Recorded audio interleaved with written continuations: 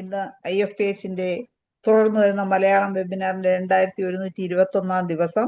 ഇന്ന് നമ്മോടൊപ്പം അതിഥിയായി എത്തുന്ന ഡോക്ടർ റിജി റഷീദാണ്. ഡോക്ടറുടെ ക്ലാസ് കേൾക്കുന്നതിന് വേണ്ടി സൂം പ്ലാറ്റ്ഫോമിൽ എത്തിയിട്ടുള്ള എല്ലാ ബഹുമാന്യരായ ഡോക്ടേഴ്സിനെയും ഹോമിയോപ്പതി സ്നേഹികളെയും സ്റ്റുഡൻസിനെയും സ്നേഹപൂർവ്വം ഇന്നത്തെ സെഷനിലേക്ക് സ്വാഗതം ചെയ്യുന്നു. ഡോക്ടർ റിജി റഷീദ് നമുക്ക് നിരന്തരം ക്ലാസ്സുകൾ എടുക്കുന്ന ഡോക്ടറാണ്. വളരെ നല്ല ക്ലാസ്സുകളാണ് ഡോക്ടർ എടുക്കുന്നത്. തിരുവനന്തപുരം കാട്ടാക്കടയിൽ doctor Rijees health care centre നടത്തി വരുന്നു. പിന്നെ ഒത്തിരി ഇന്ന് ഡോക്ടർ ക്ലാസ് എടുക്കുന്ന വിഷയം 3000-ലധികം കേസുകളിൽ മുടി കൊഴിച്ചിൽ കുറയ്ക്കാൻ സാധിച്ച അനുഭവങ്ങളുമായിട്ടാണ് ഡോക്ടർ ഇന്ന് എത്തിയിരിക്കുന്നത്.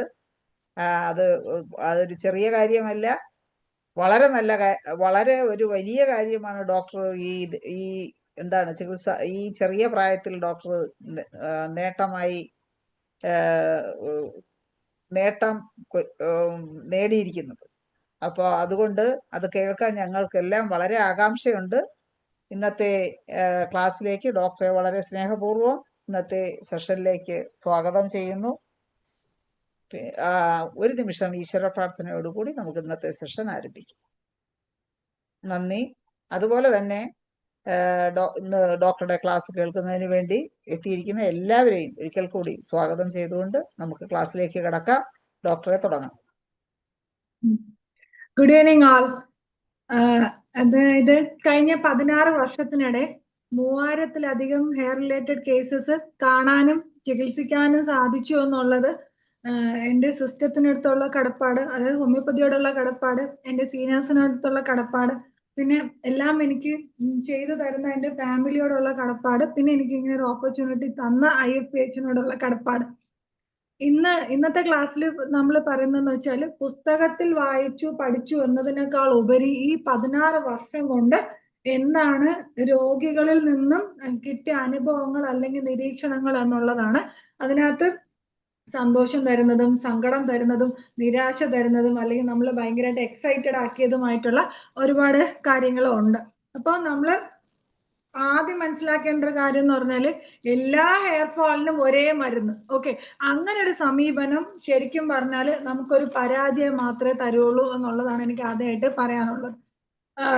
പിന്നെ പറയാം, നമ്മൾ ഇപ്പോൾ clinical classification, that is my clinical classification of hair cases. ഞാൻ പണ്ട് മുതൽ എഴുതിയിരുന്നൊരു നോട്ട്ബുക്കാണ് ഞാൻ ഇന്ന് എടുത്തിട്ടുള്ള പിന്നെ എൻ്റെ കേസസും. ഓക്കെ, അപ്പോൾ നമ്മൾ ആൻഡ്രോജനറ്റിക് അലോപീസിയ ഒരു എക്സാമ്പിൾ ആണ്. അതിനകത്ത് വരുമ്പോൾ നമ്മൾ എൻ്റെ ഫ്രോണ്ടൽ റിസഷൻ എത്രയുണ്ട്, അല്ലെങ്കിൽ വെർട്ടെക്സ് തിന്നിങ് ആണോ ഉള്ളത്, പിന്നെ ഫാമിലി ഹിസ്റ്ററി, ഈ 3 കാര്യങ്ങളാണ് മെയിനായിട്ടും ആൻഡ്രോജനറ്റിക് അലോപീസിയയിൽ ചോദിക്കുക എന്നുള്ളത്. പിന്നെ വരുന്നതെന്ന് പറഞ്ഞാൽ സെക്കൻഡ് കാറ്റഗറിയിൽ ക്ലാസിഫിക്കേഷൻ, മയോൺ ക്ലാസിഫിക്കേഷൻ ഓഫ് ഹെയർ കേസസിൽ കൂടുതൽ ശ്രദ്ധിക്കുന്നതാണ്. അല്ലാത്ത ക്ലാസിഫിക്കേഷൻ നമുക്ക് വേറെ ഉണ്ട്. സ്ട്രെസ് ഇൻഡ്യൂസ്ഡ് ടീലോജൻ എഫ്ലൂവിയം വരുന്ന കേസസിലാണെങ്കിൽ പനി അടുത്തെങ്ങാനും വന്നിരുന്നോ, അല്ലെങ്കിൽ കോവിഡ് ഉണ്ടായിരുന്നോ, എന്തെങ്കിലും സർജറി അറ്റൻഡ് ചെയ്തിരുന്നോ, പിന്നെ ഇമോഷണൽ ഷോക്ക് എന്തെങ്കിലും ഉണ്ടോ എന്നുള്ള കാര്യങ്ങൾ നമ്മൾ ചോദിക്കാറുണ്ട്. ആ ഇമോഷണൽ ഷോക്കിൽ നമ്മൾ എടുത്തു പറയേണ്ട ഒരു കാര്യം എന്ന് പറഞ്ഞാൽ നമുക്ക് ഇപ്പം എന്തെങ്കിലും ഇമോഷണൽ ഷോക്ക് ഉണ്ട് എന്നുണ്ടെങ്കിൽ ഈ സമയത്ത് മുടി കൊഴിയുക എന്നുള്ളതല്ല, നമുക്ക് അപ് ടു 3 months വരെ നമുക്ക് ആ ഒരു ഗ്യാപ്പ്, ഹോർമോണൽ ഗ്യാപ്പ് മെയിൻറ്റെയിൻ ചെയ്ത് അങ്ങനെ മുടി കൊഴിച്ചിൽ കാണാറുണ്ട്. പിന്നെ ഹോർമോണൽ ഹെയർ ഫോൾ, നമുക്കറിയാം തൈറോയ്ഡ് റിലേറ്റഡ് അല്ലെങ്കിൽ PCOS, പോസ്റ്റ്പാർട്ടം, അങ്ങനെ പല സ്റ്റേജസിലാണ്. ഓട്ടോ ഇമ്മ്യൂൺ അലോപീസിയ, ദാറ്റ് ഇസ് അലോപീസിയ അരിയേറ്റ, പിന്നെ സ്കാൽപ് ഡിസോർഡേഴ്സ് ആയിട്ട് ഡാൻഡ്രഫ്, സെബോറിക് ഡെർമറ്റൈറ്റിസ്, സോറിയാസിസ്, അതങ്ങനെ തന്നെ പോകുന്നുണ്ട്. പിന്നെ ഈ ഒരു 3000 കേസസിൽ വന്നിട്ട് ഏറ്റവും പ്രധാനപ്പെട്ട ചോദ്യങ്ങൾ എന്ന് പറയാവുന്നതെന്ന് വെച്ചാൽ ഹെയർ ഫോൾ എപ്പോഴാണ് തുടങ്ങിയത്, എന്ത് പാറ്റേൺ ഓഫ് ഹെയർ ഫോൾ ആണ് ഉള്ളത്, ഫാമിലി ഹിസ്റ്ററി ഉണ്ടോ, പിന്നെ എന്തെങ്കിലും സ്ട്രെസ് ഫാക്ടർ ഉണ്ടോ, പിന്നെ നേരത്തെ പറഞ്ഞ മാതിരി ഡെലിവറി, കോവിഡ്, പനി വന്നിട്ടുണ്ടോ, പിന്നെ എന്താ പറയാ അവരുടെ ഒരു വെള്ളത്തിന്റെ ഒരു ക്വാളിറ്റി, അവരെവിടെയാണ് താമസിക്കുന്നത്, അത് ഹാർഡ് വാട്ടർ ആണോ നോർമൽ വാട്ടർ ആണോ, പിന്നെ കടല് അടുത്താണോ, അല്ലെങ്കിൽ ഹില്ലി ഏരിയാസ് ആണോ, ഇങ്ങനെ കുറെ കാര്യങ്ങൾ നമ്മൾ ചോദിക്കേണ്ടതായിട്ടുണ്ട്. പിന്നെ ഉറക്കം, ഹോർമോണൽ ഇഷ്യൂസ് ഓൾറെഡി നമ്മൾ പറഞ്ഞു. പിന്നെ ഫ്രീക്വന്റ്ലി യൂസ്ഡ് മെഡിസിൻസ് ആണ്. എൻ്റെ ഒരു ക്ലാസ്മേറ്റ് ചോദിക്കാറുണ്ട്, ഇത് എന്താണ് കൂടുതൽ കൊടുക്കുന്ന മരുന്നെന്ന് ചോദിക്കാറുണ്ട്. അപ്പൊ ഞാൻ അങ്ങനെ ഒരു കോമൺ പാറ്റേൺ ഇല്ല എന്ന് പറഞ്ഞാൽ പോലും ലൈക്കോപോഡിയം വന്നിട്ട് 10 ഞാൻ കൂടുതൽ യൂസ് ചെയ്യാറുള്ള ഒരു മെഡിസിൻ ആണ് ലൈക്കോ 10. മിക്കവാറും കേസസിൽ ഒരു ഡോസ് എങ്കിലും ഞാൻ കൊടുത്തിട്ടുണ്ടായിരിക്കും ലൈക്കോ 10 എന്ന് പറയുന്നത്. നമ്മൾ ആൻഡ്രോജനറ്റിക് അലോപീസിയയുടെ കാര്യം പറഞ്ഞു. ആ കേസസിൽ നമ്മൾ കൂടുതലായിട്ട് ഉപയോഗിക്കുന്നത് ലൈക്കോപോഡ് യൂസ് ചെയ്യും, റുജ യൂസ് ചെയ്യും, സെലിനിയം യൂസ് ചെയ്യും, ബറേറ്റ കാർബ് യൂസ് ചെയ്യും. ഇത് നമ്മൾ സ്ഥിരം ഈ ഒരു അത് എങ്ങനെ ഇതിലേക്ക് എത്തുന്നു എന്നുള്ളത് നമ്മൾ വഴിയെ പറയും. ഇത് ലൈക്കോ തൂജ സെലിനിയം ബറേറ്റ കാർബ്. ടിലോജൻ എഫ്ലൂവിയത്തിന്റെ കാര്യം പറഞ്ഞു. അവിടെ നമ്മൾ ഫോസ്ഫോറിക് ആസിഡ്, നാട്രമൂർ, കാലിഫോസ് ഇതാണ് നമ്മൾ കൂടുതലായിട്ടും ഉപയോഗിക്കുന്നത്. പിന്നെ ഉള്ളത് അലോപീസിയ അരിയേറ്റയുടെ കാര്യം പറഞ്ഞു. അതിനകത്ത് നമ്മൾ കൂടുതലായിട്ട് ഉപയോഗിക്കുന്നത് ഫ്ലൂറിക് ആസിഡ് ഉപയോഗിക്കും, ഫോസ്ഫറസ് ഉപയോഗിക്കും, ട്യൂബർകുലിനെ ഉപയോഗിക്കും, നാട്രമൂർ ഉപയോഗിക്കും. ഇതാണ് നമ്മൾ മെയിൻലി ആയിട്ട് യൂസ് ചെയ്യുന്നത്. സെബോറിക് സ്കാൽപ്പിന്റെ കാര്യം പറഞ്ഞു. അവിടെ ഗ്രാഫൈറ്റസ് 0/3 മറ്റു പൊട്ടൻസീസ് ഉപയോഗിക്കാറില്ല. ഗ്രാഫൈറ്റസ് 0/3 മാത്രമാണ് യൂസ് ചെയ്യുന്നത്. പിന്നെ കാലിസൾഫും തൂജയും ഉപയോഗിക്കാറുണ്ട്. പ്രിമച്വർ ഗ്രേയിങ് വരുമ്പം കൂടുതൽ നമ്മൾ ഉപയോഗിക്കുക lycopodium is one of my favourite medicines in hair cases. Lycopodium, acid phos, natrum mur ഇതൊക്കെയാണ് നമ്മൾ കൂടുതലും ഉപയോഗിക്കുക. അപ്പോൾ നമ്മൾ എപ്പോഴും പറയുന്ന പോലെ തന്നെ മരുന്നല്ല, രോഗിയാണ് ഏറ്റവും ഇമ്പോർട്ടൻ്റ് ആയിട്ടുള്ളത്. Remedy follows the patient, not the diagnosis. അതാണ് നമ്മളുടെ ഒരു പ്രിൻസിപ്പിൾ എന്ന് പറയുന്നത്. പിന്നെ സക്സസും ഫെയിലിയേഴ്സും അതിൽ കിട്ടിയ പാഠങ്ങളും. സക്സസ് ഫാക്ടേഴ്സിൽ നമുക്ക് ഏർലി ഡിറ്റക്ഷൻ ഓഫ് കേസസ് അതൊരു വലിയ കാര്യമാണ്. ഒരു ഗുഡ് കോംപ്ലയൻസ് നമുക്ക് കിട്ടാറുണ്ട്, ഒരു പ്രോപ്പർ ഫോളോ അപ്പ് കിട്ടുന്ന കേസസ് അതൊക്കെ നല്ലതാണ്. നമ്മൾ പറയുന്നത് അങ്ങനെ തന്നെ മനസ്സിലാക്കാൻ സാധിക്കുന്ന പേഷ്യൻസ് ഇത്ര ഡ്യൂറേഷൻ ഉണ്ട്, ഇങ്ങനെ ഇന്ന കാര്യങ്ങളിലാണ് നമുക്ക് പ്രോഗ്രസ് വരിക എന്ന് നമ്മൾ പറയുമ്പോൾ നമ്മളെ ട്രസ്റ്റ് ചെയ്യുന്ന പേഷ്യൻസ്, ആ പ്രോഗ്രസിനോടൊപ്പം നമ്മളോടൊപ്പം നിൽക്കുന്ന പേഷ്യൻസ്, അത് നമ്മൾ ഹെയർ കേസസിൽ പ്രത്യേകിച്ച് പറയേണ്ട കാര്യമാണ്. അതായത് നമ്മൾ എത്ര നല്ല മെഡിസിൻ കൊടുത്താലും അവർക്ക് അവരുടെ ന്യൂട്രീഷണൽ എഫിഷ്യൻസീസ് അല്ലെങ്കിൽ അവരുടെ സ്ട്രെസ്, അവരുടെ സ്ലീപ്പ്, മറ്റു കാര്യങ്ങളൊന്നും അത് പ്രോപ്പറായിട്ട് മെയിൻറ്റെയിൻ ചെയ്തില്ല എങ്കിൽ നമ്മൾ കൊടുക്കുന്ന ഇപ്പം നമ്മൾ ക്ലിനിക്കിൽ നിന്ന് പൊതുവെ പറയുന്ന ഒരു കാര്യമാണ് 14 to 21 days. അതാണ് നമ്മൾ എല്ലാവരോടും പറയുന്ന ഒരു കാര്യം. അതായത് 14 മുതൽ 21 ദിവസത്തിനകം നിങ്ങൾക്ക് പുതിയ ഹെയർ ഫോളിക്കിൾസ് വന്നിരിക്കും. ആ വരുന്ന hair follicles you can visibly, അതായത് നിങ്ങളെ നേക്കഡ് ഐസിൽ തന്നെ നിങ്ങൾക്ക് കാണാൻ പറ്റും. അതിന് വേണ്ടിയിട്ട് നിങ്ങളൊരു ഇൻസ്ട്രുമെന്റ് യൂസ് ചെയ്യേണ്ട കാര്യമില്ല എന്ന് തന്നെയാണ് നമ്മൾ പറയാറുള്ളത്. ടിൽ ദിസ് ഡേ 14 to 21 ഡേയ്സിനകത്ത് ആ ന്യൂ ഹെയർ ഫോളിക്കിൾസ് സ്റ്റാർട്ട് ആവാറുണ്ട്. അങ്ങനെ നമ്മൾ പറയുമ്പോഴും അപ്പോഴും ആക്ച്വലി നമുക്ക് മാജിക് റെമഡീസ് ഇല്ല. അങ്ങനെ പറയുമ്പോഴും നമ്മൾ പറയുന്ന ഒരു കാര്യം എന്ന് പറഞ്ഞാൽ ഒരു 60-70 വയസ്സായിട്ടുള്ള ഒരു അപ്പച്ചൻ, ആ അപ്പച്ചന് ഒരു ആഗ്രഹം തോന്നുകയാണ്, എന്റെ കഷണ്ടിയിൽ ഒന്ന് മുടി വരുമോ ഇല്ലയെന്നൊന്ന് അറിയണം. ഓക്കെ, ഒന്ന് ടെസ്റ്റ് ചെയ്ത് നോക്കണമല്ലോ. അങ്ങനെ വരുന്ന ആൾക്കാരും ഉണ്ട്. അവരോട് നമ്മൾ എന്താ പറയാന്ന് പറഞ്ഞാല്, നിങ്ങളുടെ ഈ കഷണ്ടി ഫുള്ളായിട്ട് 14 മുതൽ 21 ദിവസം കൊണ്ട് നമ്മൾ ട്രീറ്റ് ചെയ്ത് മാറ്റും, അല്ലെങ്കിൽ നമ്മൾ പുതിയ മുടി വരുത്തിക്കും എന്നല്ല നമ്മൾ പറയുന്നത്. നമ്മൾ പറയുന്നത് നിങ്ങൾക്ക് ആ സ്കാൽപ്പിൽ ഈ ഒരു 3 ആഴ്ച മുമ്പുള്ള സ്കാൽപ്പും 3 ആഴ്ച ശേഷമുള്ള സ്കാൽപ്പും നിങ്ങൾ നോക്കുമ്പോൾ there will be changes and you can notice new hair follicles here and there. അത് മുൻപ് ഇല്ലാതിരുന്നവർക്ക്, അത്രയും വർഷമായിട്ട് ഇല്ലാതിരുന്നത് they can watch. പിന്നെ അതിന്റെ ആ ഒരു ഡ്യൂറേഷൻ കംപ്ലീറ്റ് ചെയ്യുന്നത്, ദാറ്റ് ഡ്യൂറേഷൻ ഡിപ്പെൻഡ്സ് ഓൺ അത് എന്തുകൊണ്ടാണ് അസുഖം വന്നത്, അല്ലെങ്കിൽ അത് എങ്ങനെ മെയിൻറ്റെയിൻ ചെയ്യുന്നു, എത്ര കാലമായിട്ടുള്ള ബുദ്ധിമുട്ടാണ്, പിന്നെ ഏജ് ഫാക്ടർ, അങ്ങനെ പോകുന്നു. നമ്മളുമായി കോപ്പറേറ്റ് ചെയ്യുന്ന patients, that is one of ഒരു പില്ലർ ഓഫ് സക്സസ് എന്ന് പറയുന്നത് അവിടെയാണ്. പിന്നെ ഫെയിലിയർ ഫാക്ടേഴ്സ് ഉണ്ട്. ഫെയിലിയർ ഫാക്ടേഴ്സ് സ്വാഭാവികമായിട്ടും നമുക്കറിയാം.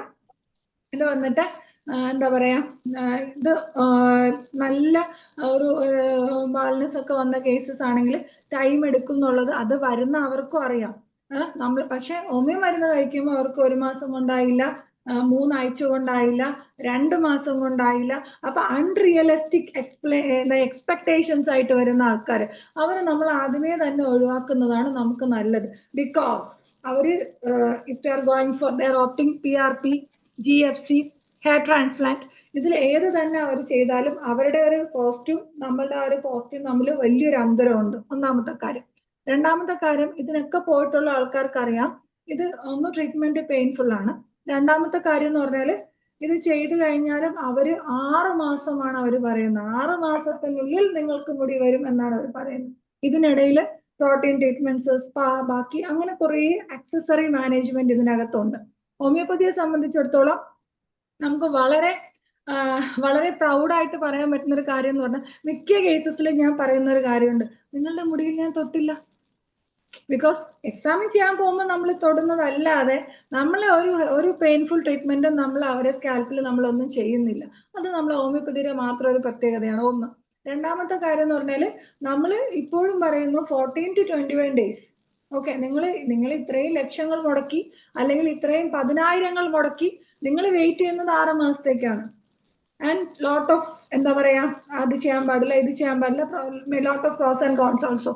നമ്മളെ സംബന്ധിച്ചിടത്തോളം അത്രയും കോംപ്ലിക്കേറ്റഡ് അല്ല. ഇന്ന് ഈ നാളത്തെ മൊമെന്റ് എനിക്കറിയില്ല. ഇന്ന് ഈ സംസാരിക്കുന്ന മൊമെന്റിൽ ഞാൻ പറയുന്ന ഒരു കാര്യം എന്ന് പറഞ്ഞാൽ, നമ്മുടെ ക്ലിനിക്കിനെ സംബന്ധിച്ചിടത്തോളം പനിയും ചുമയും ജലദോഷം പോലെ മാത്രമേ കഷണ്ടിയുള്ളൂ. ഇങ്ങനെ തന്നെയാണ് നമ്മൾ പേഷ്യൻസിനോട് പറയുന്നതും, ഇങ്ങനെ തന്നെയാണ്. പിന്നെ ഉള്ളതെന്ന് പറഞ്ഞാൽ പുവർ ഫോളോ അപ്പ് ഉണ്ട്. അപ്പൊ ഈ പുവർ ഫോളോ അപ്പ് പല കാറ്റഗറിയിലാണ്. അതായത് ഡോക്ടർ മുടിയൊക്കെ വരണമുണ്ട്, പക്ഷെ പൈസയുടെ ഒരു വിഷയം, അല്ലെങ്കിൽ വേറെ എന്തെങ്കിലും കാര്യങ്ങൾ, ബാക്കി എല്ലാ കാര്യത്തിനും അവർക്ക് പൈസയുണ്ട്. പക്ഷെ ട്രീറ്റ്മെന്റ്, ഹോമിയോ ട്രീറ്റ്മെന്റ് എടുക്കാൻ മാത്രം അവർക്ക് പൈസയില്ല. ആ പേഷ്യന്റ് വരണ്ട. ഓക്കെ. പിന്നെ ഉള്ളത്, ഇവര് വർഷങ്ങളോളം പല സ്ഥലത്തും പോയിട്ട് ഇവർക്ക് മുടി വരാതിരുന്ന് ഹോമിയോപ്പതിയിൽ ഒരു 3 ആഴ്ച മരുന്ന് കഴിച്ചു, 6 ആഴ്ച മരുന്ന് കഴിച്ചു, അല്ലെങ്കിൽ 2 മാസം മരുന്ന് കഴിച്ചു. അപ്പോഴത്തേക്ക് അവർക്ക് പകുതിയോളം വന്നിട്ടുണ്ടാവും. ആ ബാക്കി പകുതിക്ക് if they are not willing to do, വേണ്ട, അവർ പൊക്കോട്ടെ. But we are happy because അവര് പഴയ ഏറ്റവും ഫസ്റ്റ് ആയിട്ട് പറയാനുള്ള കാര്യം എന്ന് പറഞ്ഞാൽ, ആദ്യത്തെ ദിവസം വരുമ്പോൾ നമ്മൾ ഫോട്ടോ എടുക്കുക. അവിടെ എന്തെങ്കിലും ഉണ്ടായിക്കോട്ടെ ഇല്ലാതായിക്കോട്ടെ, നമ്മൾ സ്കാൽപ്പ് എക്സാമിൻ ചെയ്ത് കഴിയുമ്പോൾ നമുക്ക് ആ ലാപ്പിൽ തന്നെ നമുക്കത് സ്റ്റോർ ചെയ്യാൻ സാധിക്കും. അല്ലാതെ തന്നെ നമുക്ക് നമുക്ക് ഫോട്ടോസ് എടുത്ത് വെക്കണം. ആ ഫോട്ടോ എടുക്കുമ്പോൾ നമ്മൾ ഓവറോൾ ആസ്പെക്ട് എടുക്കണം. നമ്മൾ ഓരോരോ പോർഷൻസ്, എവിടെയൊക്കെയാണ് മുടിയില്ലാത്തത്, ആ ഓരോരോ പോർഷൻസ് ഇൻഡിവിജ്വലൈസ് ചെയ്ത് എടുക്കുക. പിന്നെ നമ്മൾ ഈ ഹെയർ ലൈൻ തുടങ്ങുമല്ലോ, ഫ്രോണ്ടൽ ഏരിയ, അത് ചിലപ്പോൾ ഞാൻ അങ്ങനെ തന്നെ ഫോട്ടോ എടുത്ത് വെക്കാറുണ്ട്. അല്ലാന്നുണ്ടെങ്കിൽ സ്കെച്ച് വെച്ച് മാർക്ക് ചെയ്തിട്ട്, വീട്ടിൽ നിന്ന് മാർക്ക് ചെയ്തിട്ട് അവരോട് അത് അയക്കാൻ പറയാറുണ്ട്. ഇപ്പൊ പ്രോഗ്രസ് ഉണ്ടോ ഇല്ലേന്നുള്ളത്, അവിടെ പ്രോഗ്രസ് ഉണ്ട്, ഇവിടെ പ്രോഗ്രസ് ഉണ്ട്, നാളെ വരും എന്ന് പറയുന്നതിനേക്കാളും നല്ലത് നമ്മൾ കാണിക്കുന്ന ആഫ്റ്റർ ആൻഡ് ബിഫോർ ആണ് നമ്മൾ കാണിക്കുന്നത്. പിന്നെ ഉള്ളതെന്ന് പറഞ്ഞാൽ, ഫോളിക്കിൾസ് എലൈവ് ആയിട്ടുള്ള കേസസിൽ അതിന് ഏത് ഏജ് ഗ്രൂപ്പിലാണെങ്കിലും അത് നമുക്ക് വളരെ ഈസി ആയിട്ട് മാനേജ് ചെയ്യാന്നുള്ള ഒരു കാര്യമാണ്. പിന്നെ ഉള്ള ഒരു കാര്യം എന്ന് പറഞ്ഞാൽ, മുടി കൊഴിച്ചില് അത്ര വലിയൊരു അന്താരാഷ്ട്ര പ്രശ്നമാണോ എന്ന് ഞാൻ വിചാരിച്ചിട്ടുണ്ട്. കാര്യം എന്ന് പറഞ്ഞാൽ, എൻ്റെ ഈ ഹോൾ ലൈഫിൽ ടിൽ ദിസ് ഡേ ഞാൻ അങ്ങനെ ഒരു ഇമ്പോർട്ടൻസ് ആക്ച്വലി എൻ്റെ ഹെയറിന് കൊടുത്തിട്ടില്ല. കാരണം ഒരാളുടെ എക്സ്റ്റേണൽ അപ്പിയറൻസിനേക്കാൾ കൂടുതൽ നമുക്ക് ഇന്റേണലി, അല്ലെങ്കിൽ നമ്മളുടെ ഇന്നർ എസൻസിൽ, അല്ലെങ്കിൽ നമ്മളെ കുറെ ഡ്യൂട്ടീസും, അല്ലെങ്കിൽ നമ്മളെ കുറെ നാം ചെയ്യേണ്ട കാര്യങ്ങളുണ്ടല്ലോ, അങ്ങനെ വിശ്വസിക്കുന്ന ഒരാളാണ് ഞാൻ. പക്ഷെ എൻ്റെ ഫ്രണ്ടിൽ വന്ന് ഇങ്ങനെ മുടിയുടെ പല പല കഥകൾ ഞാൻ ഒരുപാട് മാറി. ബിക്കോസ് എത്രത്തോളമാണ് അവരൊരു ഇമ്പാക്ട് ഇതില്ലാതെ വരുമ്പം അവർക്കുണ്ടാവുന്ന ബുദ്ധിമുട്ട് എന്നുള്ളതാണ്. ഇത് ഭർത്താവിന് കഷണ്ടി ആയതുകൊണ്ട് ഭാര്യ നിർബന്ധിച്ച് ട്രീറ്റ് ചെയ്യാൻ വരുന്ന ആൾക്കാരുണ്ട്. അപ്പൊ ഞാൻ പറയാറുണ്ട്, അങ്ങനെയല്ല, ട്രീറ്റ്മെന്റ് എടുക്കേണ്ടത് അങ്ങനെയല്ല. സാറിന് വന്നിട്ട് മുടി വേണം എന്നൊരു ആഗ്രഹം ഉണ്ടെങ്കിൽ, ഈ മുടി ഇല്ലായ്മ കൊണ്ട് നിങ്ങൾക്ക് എന്തെങ്കിലും ബുദ്ധിമുട്ടുണ്ടാവുന്നുണ്ട് എങ്കിൽ മാത്രമാണ് നിങ്ങൾ ട്രീറ്റ്മെന്റ് എടുക്കേണ്ടത്. അല്ലാതെ മറ്റൊരാൾക്ക് വേണ്ടി എന്താ പറയാ, മുടിയാണ് ഒരാളുടെ എല്ലാ കോൺഫിഡൻസും ആ മുടിക്കുള്ളിലാണ് എന്ന് ഞാൻ വിശ്വസിക്കുന്നില്ല. അത് എൻ്റെ ഒരു ഓൺ പ്രിൻസിപ്പിളിന്റെ ഒരു ബേസിസിലാണ് ഞാൻ പറഞ്ഞത്. പേഷ്യന്റിന്റെ കേസ് അങ്ങനെയല്ല. ഇപ്പൊ ഈ നമ്മൾ പറയുമല്ലോ, നമ്മൾ കുറെ പാഠങ്ങൾ പഠിച്ചു എന്ന് പറയുമല്ലോ, അതിനകത്ത് മിക്കവാറും പേർക്കും കുറേ തെറ്റിദ്ധാരണകളോടുകൂടി വരുന്ന ആൾക്കാരുണ്ട്. പിന്നെ ഈ രോഗികളുടെ ഒരു സൈക്കോളജി നമ്മൾ കൃത്യമായിട്ടും അത് പഠിച്ചു വെച്ചിരിക്കണം. പിന്നെ ഒരു പ്രോഗ്നോസിസ് അസസ്മെന്റ് നമ്മളെ കയ്യിൽ പ്രോപ്പർ ആയിരിക്കണം. പിന്നെ ഒരു ഫോളോ അപ്പ് മാനേജ്മെന്റും നമ്മൾ അങ്ങനെ തന്നെ ആയിരിക്കണം. പിന്നെ നമുക്ക് ഫ്യൂച്ചർ റിസർച്ച് ഓപ്പർച്യൂണിറ്റീസ് ആവശ്യം പോലെ നടത്താൻ പറ്റുന്ന ഒരു മേഖലയാണ് നമ്മളുടെ ഇത് ഹോമിയോപ്പതിയും ഹെയർ റിലേറ്റഡ് ഡിസീസസ്. അതുപോലെ തന്നെ ഞാൻ മുൻപ് പറഞ്ഞിട്ടുണ്ട്, case record format, hair assessment scale, follow up sheet, ഇതൊക്കെ നമ്മൾ നേരത്തെ പറഞ്ഞിട്ടുള്ള കാര്യങ്ങളാണ്. അപ്പൊ നമുക്ക് PCOD ഒന്ന് സ്റ്റാർട്ട് ചെയ്യാം. അതായത് PCOD ഉണ്ടാക്കുന്ന ഹെയർ ഇഷ്യൂസ്. ഓക്കെ, ആ ഹെയർ ഇഷ്യൂസിന്റെ ആ PCOD ഉള്ള ഒരാളുടെ ഹെയർ ഇഷ്യൂസ് അങ്ങനെ ഒരു പേഷ്യന്റ് നമുക്ക് കിട്ടുവാണെന്ന് വെക്കണം. ആ പേഷ്യന്റ് നമുക്ക് കിട്ടുമ്പോൾ നമ്മൾ എപ്പോഴും മനസ്സിലാക്കേണ്ട ഒരു കാര്യം എന്ന് പറഞ്ഞാൽ ആ മുടി കൊഴിച്ചിൽ മാത്രമല്ല, അത് അവരുടെ ഒരു ബോഡി ഇമേജ് ആണ്, അവരുടെ ഒരു സ്ത്രീത്വത്തിനെ ബാധിക്കുന്ന കാര്യമായിട്ട് അവർ വിശ്വസിക്കുന്നു, അല്ലെങ്കിൽ ഫെർട്ടിലിറ്റിയെ ബാധിക്കുന്ന വിഷയമായിട്ട് വിശ്വസിക്കുന്നു, സെക്ഷുവാലിറ്റിയെ ബാധിക്കുന്ന വിഷയമാണ്, അവരുടെ കോൺഫിഡൻസിനെ ബാധിക്കുന്ന വിഷയമാണ്, അവരുടെ റിലേഷൻഷിപ്പിനെ ബാധിക്കുന്ന വിഷയമാണ്, അവരുടെ ഫ്യൂച്ചർ എക്സ്പെക്ടേഷൻസ്. അപ്പൊ ഇതെല്ലാം കൂടെ ആകുമ്പം അതൊരു സൈക്കോളജിക്കൽ എന്താ പറയാ സൈക്കോ സോഷ്യോളജിക്കൽ പ്രോബ്ലമായി മാറുവാണ് അവിടെ ചെയ്യുന്നത്. അപ്പൊ നമ്മള് ഒരു എന്താ പറയാ ഏറ്റവും ആപ്റ്റായിട്ടുള്ള ഒരു മരുന്ന് തിരഞ്ഞെടുക്കുക എന്നതിൽ മാത്രം ഒതുങ്ങുന്നില്ല. നമ്മളുടെ കൺസൾട്ടേഷൻ ഒരു അപ്രോപ്രിയേറ്റ് ആയിട്ടുള്ള ഒരു മെഡിസിൻ സെലക്ട് ചെയ്യുന്നു, അല്ലെങ്കിൽ ഒരു പ്രോപ്പർ ആയിട്ടൊരു പൊട്ടൻസി സെലക്ട് ചെയ്യുന്നു എന്നുള്ളതിൽ മാത്രം നമ്മുടെ കൺസൾട്ടേഷൻ ഒതുങ്ങുന്നില്ല.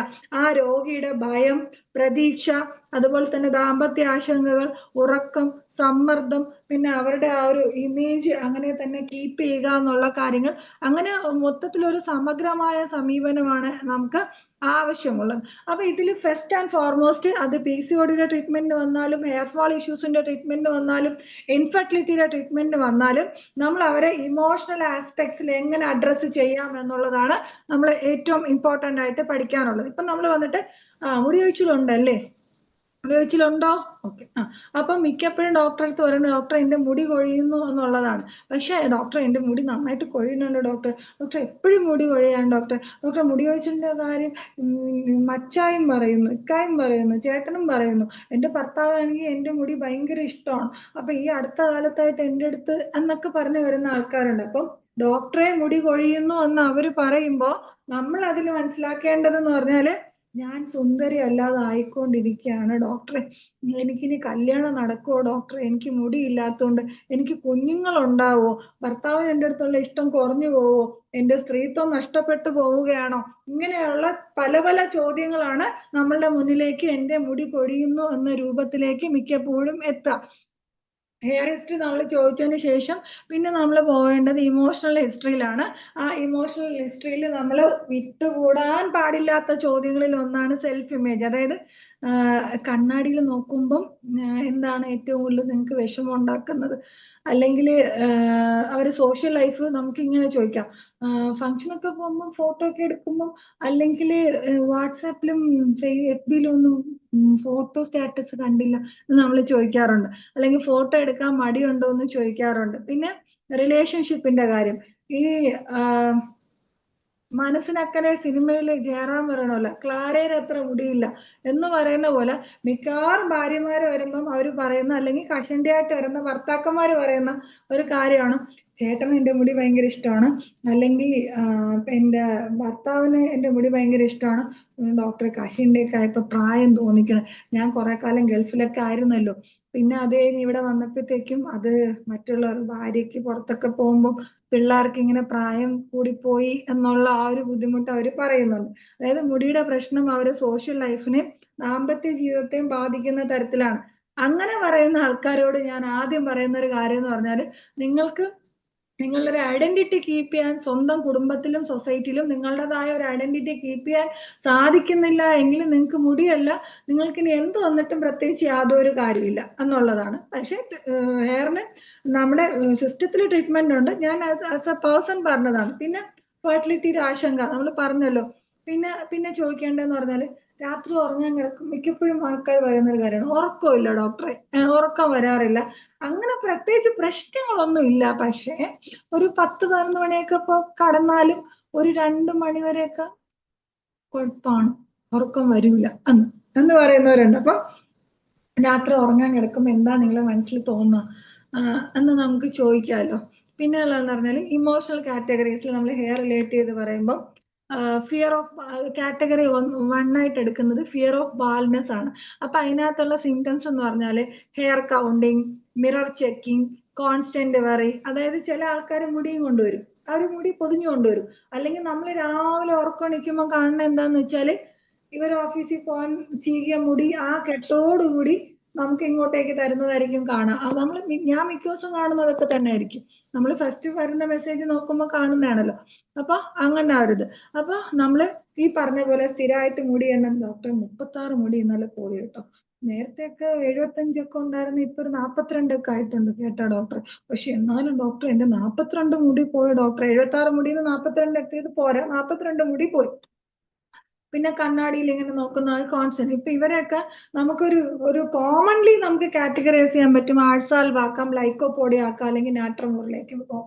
ഇതൊരു ടേബിൾ പോലെ ഞാൻ പറയുന്നതാണ്, അതിലേക്ക് പോകാൻ പറ്റും. പിന്നെ നമ്മൾ ഈ 3 ക്യാരക്ടറൈസ്ഡ് ആയിട്ട് വരുന്ന അവർക്ക് ബാക്ക് ഫ്ലോർ റെമഡീസ് ആയിട്ട് നമുക്ക് മിമുലസും ആസ്പെനും യൂസ് ചെയ്യാൻ പറ്റും. കോമൺലി യൂസ് ചെയ്യാം. നമ്മൾ പറയില്ല നമുക്ക് കണ്ണടിച്ച് കൊടുക്കാം എന്ന് പറയുന്ന പോലെ മിമുലസും ആസ്പെനും നമുക്ക് യൂസ് ചെയ്യാൻ പറ്റും. ഇനി രണ്ടാമത്തെ കാറ്റഗറിയിൽ എന്താന്ന് വെച്ചാൽ ബോഡി ഇമേജ് ക്രൈസിസ് ആണ് രണ്ടാമത്തെ കാറ്റഗറി. ഈ കാറ്റഗറിയിൽ വരുന്നതെന്ന് വെച്ചാൽ ഞാൻ ഈ പറയുന്ന ഒന്നും ഒരു ബുക്കിലും ഉള്ളതല്ല കേട്ടോ. അത് ഞാൻ ഒന്നുകൂടെ പറയാണ്, ഇതൊന്നും ഒരു ബുക്കിലുള്ളതല്ല. ഇത് ആക്ച്വലി നമ്മൾ അതായത് എന്താ പറയാ, ഒരു ബുക്ക് നമ്മൾ പബ്ലിഷ് ചെയ്യാൻ പോവാണ്. അപ്പൊ ആ ബുക്ക് പബ്ലിഷിങ്ങിന്റെ ഭാഗമായിട്ട് ഇത്രയും വർഷമായിട്ട് നമ്മൾ എടുത്തു വെച്ചിരുന്ന കുറേ കാര്യങ്ങളുണ്ട്. അതിന്റെ കുറച്ച് പാർട്ടാണ് ഇവിടെ ഇപ്പം റിവീൽ ചെയ്യുന്നത്. അപ്പൊ ഇതിനകത്ത് വന്നിട്ട് അപ്പൊ ബോഡി ഇമേജ് ക്രൈസിസിൽ വരുന്നു. സെൽഫ് കോൺഫിഡൻസ് സ്വാഭാവികമായിട്ടും കാണൂല, ഫോട്ടോസ് എടുക്കൂല, പിന്നെ ഒരു സോഷ്യൽ ഗ്യാതറിങ്സ് ഒക്കെ ഒന്ന് അവോയ്ഡ് ചെയ്ത് തുടങ്ങും. ഇങ്ങനെ വരുമ്പോൾ നമുക്ക് ബാക്ക്ലോർ റെമഡീസിൽ ക്രാബ് ആപ്പിളും ലാർച്ചും ആണ് കുറച്ചും കൂടെ ഇവർക്ക് വന്നിട്ട് സ്യൂട്ട് ആവുന്നത്. അതുപോലെ തന്നെ സെപ്പിയ നാട്രമൂർ നമുക്ക് കോമൺലി ഒരു കാറ്റഗറിയിലേക്ക് ഇടാം. പിന്നെ ഉള്ളതെന്ന് പറഞ്ഞാൽ ഇൻഫെർട്ടിലിറ്റി ഫിയർ, അതായത് കുഞ്ഞുങ്ങൾ ഉണ്ടാവുമോ എന്നുള്ള ഒരു ഭീതിയിലേക്ക് പോവാന്ന് പറയും. അവിടെ നമ്മൾ സിംറ്റംസ് ആയിട്ട് കൺസിഡർ ചെയ്യുന്ന future anxiety, crying spells, family pressure ഒക്കെ എടുക്കുക. അവിടെയും നമ്മൾ ബാക്ക് ഫ്ലവർ ആയിട്ട് യൂസ് ചെയ്യണം ജെൻഷ്യൻ, ഗോൾസ്, എൽം ആണ് നമ്മൾ അവിടെ യൂസ് ചെയ്യുന്നത്. ഈ ഒരു കാറ്റഗറിയിലെ കോൺസ്റ്റിറ്റ്യൂഷൻ കൺസിഡറേഷൻസ് എന്നാണ് പറയുന്നത് സെപ്പിയ, പൾസാറ്റില ഓർ നാട്രമൂർ ആണ് നമ്മളിവിടെ എടുക്കുക. കാറ്റഗറി 4 അതായത് സെക്ഷൽ ഇൻസെക്യൂരിറ്റിയിൽ എന്താ വരിക എന്ന് പറഞ്ഞാൽ ഫീലിംഗ് അൺഅട്രാക്റ്റീവ്. അതായത് ഞാൻ പണ്ട് സുന്ദരിയൊക്കെ ആയിരുന്നു, പിന്നെ പ്രസവമൊക്കെ കഴിഞ്ഞു, പിന്നെ അത് കഴിഞ്ഞിട്ട് അല്ല മുടിയൊക്കെ ഇങ്ങനെ കുറേയൊക്കെ പോയി, എൻ്റെ ഇപ്പം ഇങ്ങനെ ആയിപ്പോയി, എൻ്റെ മുടി പണ്ട് എൻ്റെ ഫോട്ടോ ഒക്കെ കാണണം, എൻ്റെ എത്ര പേര് കവിത എഴുതിയതാണ്. ഓക്കെ, അപ്പം ഫീലിംഗ് അൺഅട്രാക്റ്റീവ്, ഒരു റെഡ്യൂസ്ഡ് ആയിട്ടുള്ള ഒരു ഡിസയർ, പിന്നെ ഒരു റിലേഷൻഷിപ്പ് ടെൻഷൻ. അവിടെ വരുന്ന ഒരു കോമൺ കോൺസ്റ്റിറ്റ്യൂഷണൽ കൺസിഡറേഷൻസ് എന്ന് പറഞ്ഞാൽ സെപ്പിയ, ലൈക്കോപോഡിയം, നാട്രമൂർ ആണ് വരിക. പിന്നെ ഇവിടെ ഈ കാറ്റഗറീസിൽ മരുന്നിനേക്കാൾ കൂടുതൽ അവർക്ക് ആവശ്യം എന്ന് പറഞ്ഞാൽ ഒരു തുറന്ന സംഭാഷണമാണ് അവർക്ക് മരുന്നിനേക്കാൾ കൂടുതൽ ആവശ്യം. പിന്നെ കാറ്റഗറി 5 ആയിട്ട് നമ്മൾ എടുക്കുന്നത് എക്സോഷൻ ടൈപ്പാണ്. അതിനകത്ത് മടി, ക്ഷീണം, ഉറക്കം വരല്, ബ്രെയിൻ ഫോഗ്, നമുക്കറിയാം ഇതെല്ലാം PCOD, PCOS റിലേറ്റ് ചെയ്ത് വരുന്ന സിംറ്റംസ് മാത്രമാണെന്ന് നമുക്ക് അറിയുന്ന കാര്യമാണ്. അവിടെ നമ്മൾ കൂടുതലും ബയോകെമിക്സ് ആണ് യൂസ് ചെയ്യുന്നത്. അതായത് കാലിഫോസ് 6Xും കൽക്കേറിയ ഫോസ് 6X ആണ് നമ്മൾ കൂടുതലും ഈ ഒരു എന്താ പറയാ ക്ഷീണം, ഉറക്കം വരല്, ബ്രെയിൻ ഫോഗ്, മടിയൊക്കെ വരുമ്പോൾ നമ്മൾ എടുക്കാം. ഈ ഒരു കാറ്റഗറിയിൽ നമ്മൾ ടിഞ്ചേഴ്സ്, സപ്പോർട്ടീവ് ടിഞ്ചേഴ്സ് യൂസ് ചെയ്യാറുണ്ട്. ആൽഫയും അവൈനസെറ്റീവാണ് നമ്മൾ കൂടുതലും ഉപയോഗിക്കാറുള്ളത്. ഇനി PCOSിൽ വരുന്ന സ്ലീപ്പ് പ്രോബ്ലംസ്, അതായത് അവർക്ക് PCOസും ഉണ്ട്, സ്ലീപ്പ് പ്രോബ്ലംസും ഉണ്ട്, മുടിയുമില്ല. അങ്ങനെ വരുമ്പോഴത്തേക്കും ഒരു റേസിംഗ് തോട്ടായിട്ട് വരുന്നത് എനിക്ക് ഉറക്കം വരുന്നില്ല. ഓക്കെ, അപ്പൊ എനിക്ക് ഉറക്കം വരുന്നില്ല. എന്താണ് അപ്പൊ ആ സമയത്ത് അവർ ചിന്തിക്കുക? Hair fall, infertility, marriage, future, അങ്ങനെ പല കാര്യങ്ങളായിരിക്കും. അങ്ങനെ വരുമ്പോൾ നമ്മൾ ബാക്ക് ഫ്ലോർ യൂസ് ചെയ്യുന്നത് വൈറ്റ് ചെസ്റ്റ്നട്ട് ആണ് നമ്മൾ യൂസ് ചെയ്യുന്നത്. ഈ കാറ്റഗറിയിൽ നമ്മൾ ബയോകെമിക്കായിട്ട് യൂസ് ചെയ്യുന്നത് കാലിഫോ 6Xും മാക്ഫോ 6Xും ആണ് നമ്മൾ ഉപയോഗിക്കുക. പിന്നെ അതും എന്താ പറയാ, ഓരോ മീലിലും അവർ അത് ഏത് കാറ്റഗറി ഓഫ് ആൾക്കാരാണെങ്കിലും ഡയറ്റ് നമ്മൾ കൃത്യമായിട്ട് ഒരു ന്യൂട്രീഷണൽ ഡെഫിഷ്യൻസി അഡ്രസ്സ് ചെയ്തിരിക്കണം. അതിനകത്ത് നമ്മൾ പറയേണ്ട പ്രോട്ടീൻ, നിങ്ങൾ എടുക്കുന്ന ഓരോ മീലിലും പ്രോട്ടീൻ്റെ കണ്ടന്റ് ഉണ്ടായിരിക്കണം. പിന്നെ അയൺ കണ്ടന്റ് ഉണ്ടായിരിക്കണം. ബ്ലഡ് ടെസ്റ്റിലേക്ക് നമ്മൾ പോകും, നേരത്തെ പറഞ്ഞിട്ടുണ്ട്, ഫെററ്റിൻ പരിശോധിക്കുക എന്നുള്ളതാണ്. പിന്നെ നമ്മൾ ഉറക്കം പ്രോപ്പർ ആക്കുക. ഒരാഴ്ചയിൽ ഒരു 150 മിനിറ്റ് എങ്കിലും എക്സസൈസ് ചെയ്യുക. പിന്നെ വെയിറ്റ് റെഡ്യൂസ് ചെയ്യുക. ഒരു 5 to 10% എങ്കിലും നമ്മൾ വെയിറ്റ് റെഡ്യൂസ് ചെയ്യുന്നത് നല്ലതായിരിക്കും എന്നുള്ളതാണ്.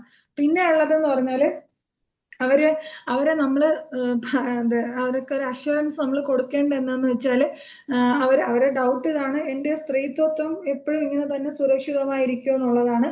തീർച്ചയായും സുരക്ഷിതമായിരിക്കും. എൻ്റെ ഭാവി സുരക്ഷിതമാണോ എന്നുള്ളതാണ്. തീർച്ചയായും അതും സുരക്ഷിതം തന്നെ ആയിരിക്കും.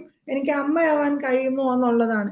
ഈ ചോദ്യത്തിൻ്റെയൊക്കെ ഉത്തരം വളരെ ശ്രദ്ധയോടും കരുതലോടും കൂടി കൊടുക്കുവാൻ സാധിക്കുക എന്നുള്ളതാണ്. ഫാൾസ് പ്രോമിസസ് കൊടുക്കുക എന്നുള്ളതല്ല, പകരം അവരെ അതിലേക്ക് നമ്മൾ ആ ഒരു മരുന്നും അതോടൊപ്പം കൗൺസിലിങ്ങും നമ്മൾ കൊടുക്കുന്ന ബാക്ക് സപ്പോർട്ടും ഒക്കെ അവരെ അതിലേക്ക് എത്തിക്കുക എന്നുള്ളതാണ് ഇമ്പോർട്ടൻ്റ് ആയിട്ട് ഉള്ളത്. പിന്നെ ഉള്ളത്, നമ്മളെപ്പോഴും കോമ്പിനേഷൻസിന്റെ പുറകെ പോകുന്ന ആൾക്കാരാണല്ലോ. മീൻസ് അങ്ങനെയല്ല, കുറച്ചും കൂടെ നമുക്കൊന്നും എളുപ്പത്തിൽ കിട്ടുക എന്നുള്ളതാണ്. ആ കോമ്പിനേഷൻസ് വന്നിട്ട് നമ്മൾ അതും വന്നിട്ട് നമ്മൾ ഇങ്ങനെ പല കാറ്റഗറീസ് ആയിട്ടാണ് ഓരോ കേസ് ഷീറ്റിലും ഡിവൈഡ് ചെയ്തിരിക്കുന്നത്. അപ്പൊ ആ കേസ് ഷീറ്റിൽ ഒരു എക്സാമ്പിൾ പറഞ്ഞാൽ, ഞാൻ പഴയ പോലെ സുന്ദരിയല്ല, emotional picture, hair thinning, acne, weight gain, mirror avoidance, low self esteem, sepia, natrum mur, lycopodium, biochemics വന്നിട്ട് കാലിഫോസ് 6X, നാട്രമൂർ 6X, ക്രാബ് ആപ്പിളും ലാർച്ചും നമ്മൾ നേരത്തെ പറഞ്ഞു. പിന്നെ നമുക്ക് തൈറോയിഡിന്റെ അതിലേക്ക് പോവുകയാണെങ്കിൽ ഈ പറഞ്ഞ പോലെ എന്താ ഹോർമോണൽ ടെസ്റ്റുകൾ അല്ലെങ്കിൽ ബ്ലഡ് ടെസ്റ്റ്, ഹെയർ ലോസിന് നമുക്ക് ബ്ലഡ് ടെസ്റ്റ് നിർബന്ധമാണ്. അപ്പൊ അത് മെയിൽ ആയാലും ഫീമെയിൽ ആയാലും മെയിൽ ഹോർമോണൽ അസേ അല്ലെങ്കിൽ ഫീമെയിൽ ഹോർമോണൽ അസേ നമുക്ക് ചെയ്യിപ്പിക്കാവുന്നതാണ്. പിന്നെ ferritin, TSH, vitamin D, vitamin B12, പിന്നെ ടെസ്റ്റോസ്റ്റിറോണും DHEAസും ഇതൊക്കെ വരുന്നത് നമ്മളുടെ ഹോർമോൺ ഇതിലാണ്. പിന്നെ അതുപോലെ തന്നെ ഫാസ്റ്റിങ്ങിലോ ഗ്ലൂക്കോസോ ഇൻസുലിനോ ഒക്കെ നമുക്ക് ഈ PCODയും തൈറോയിഡും സ്പെസിഫിക് ആയിട്ടുള്ള ആൾക്കാരിൽ നമുക്ക് ചെയ്യാവുന്നതാണ്. പിന്നെ ഹെയർ ഫോക്കസ്ഡ് ആയിട്ടുള്ള PCOD സപ്പോർട്ട് ഫോർമുല നമ്മൾ ഏറ്റവും കൂടുതൽ ഉപയോഗിക്കുന്നത് എന്ന് പറഞ്ഞാൽ കെൽക്കേറിയ ഫോസ് 6X, കാലിഫോസ് 6X, നാട്രം ഫോസ് 6X, സൈലീഷ്യ 6X ആണ്.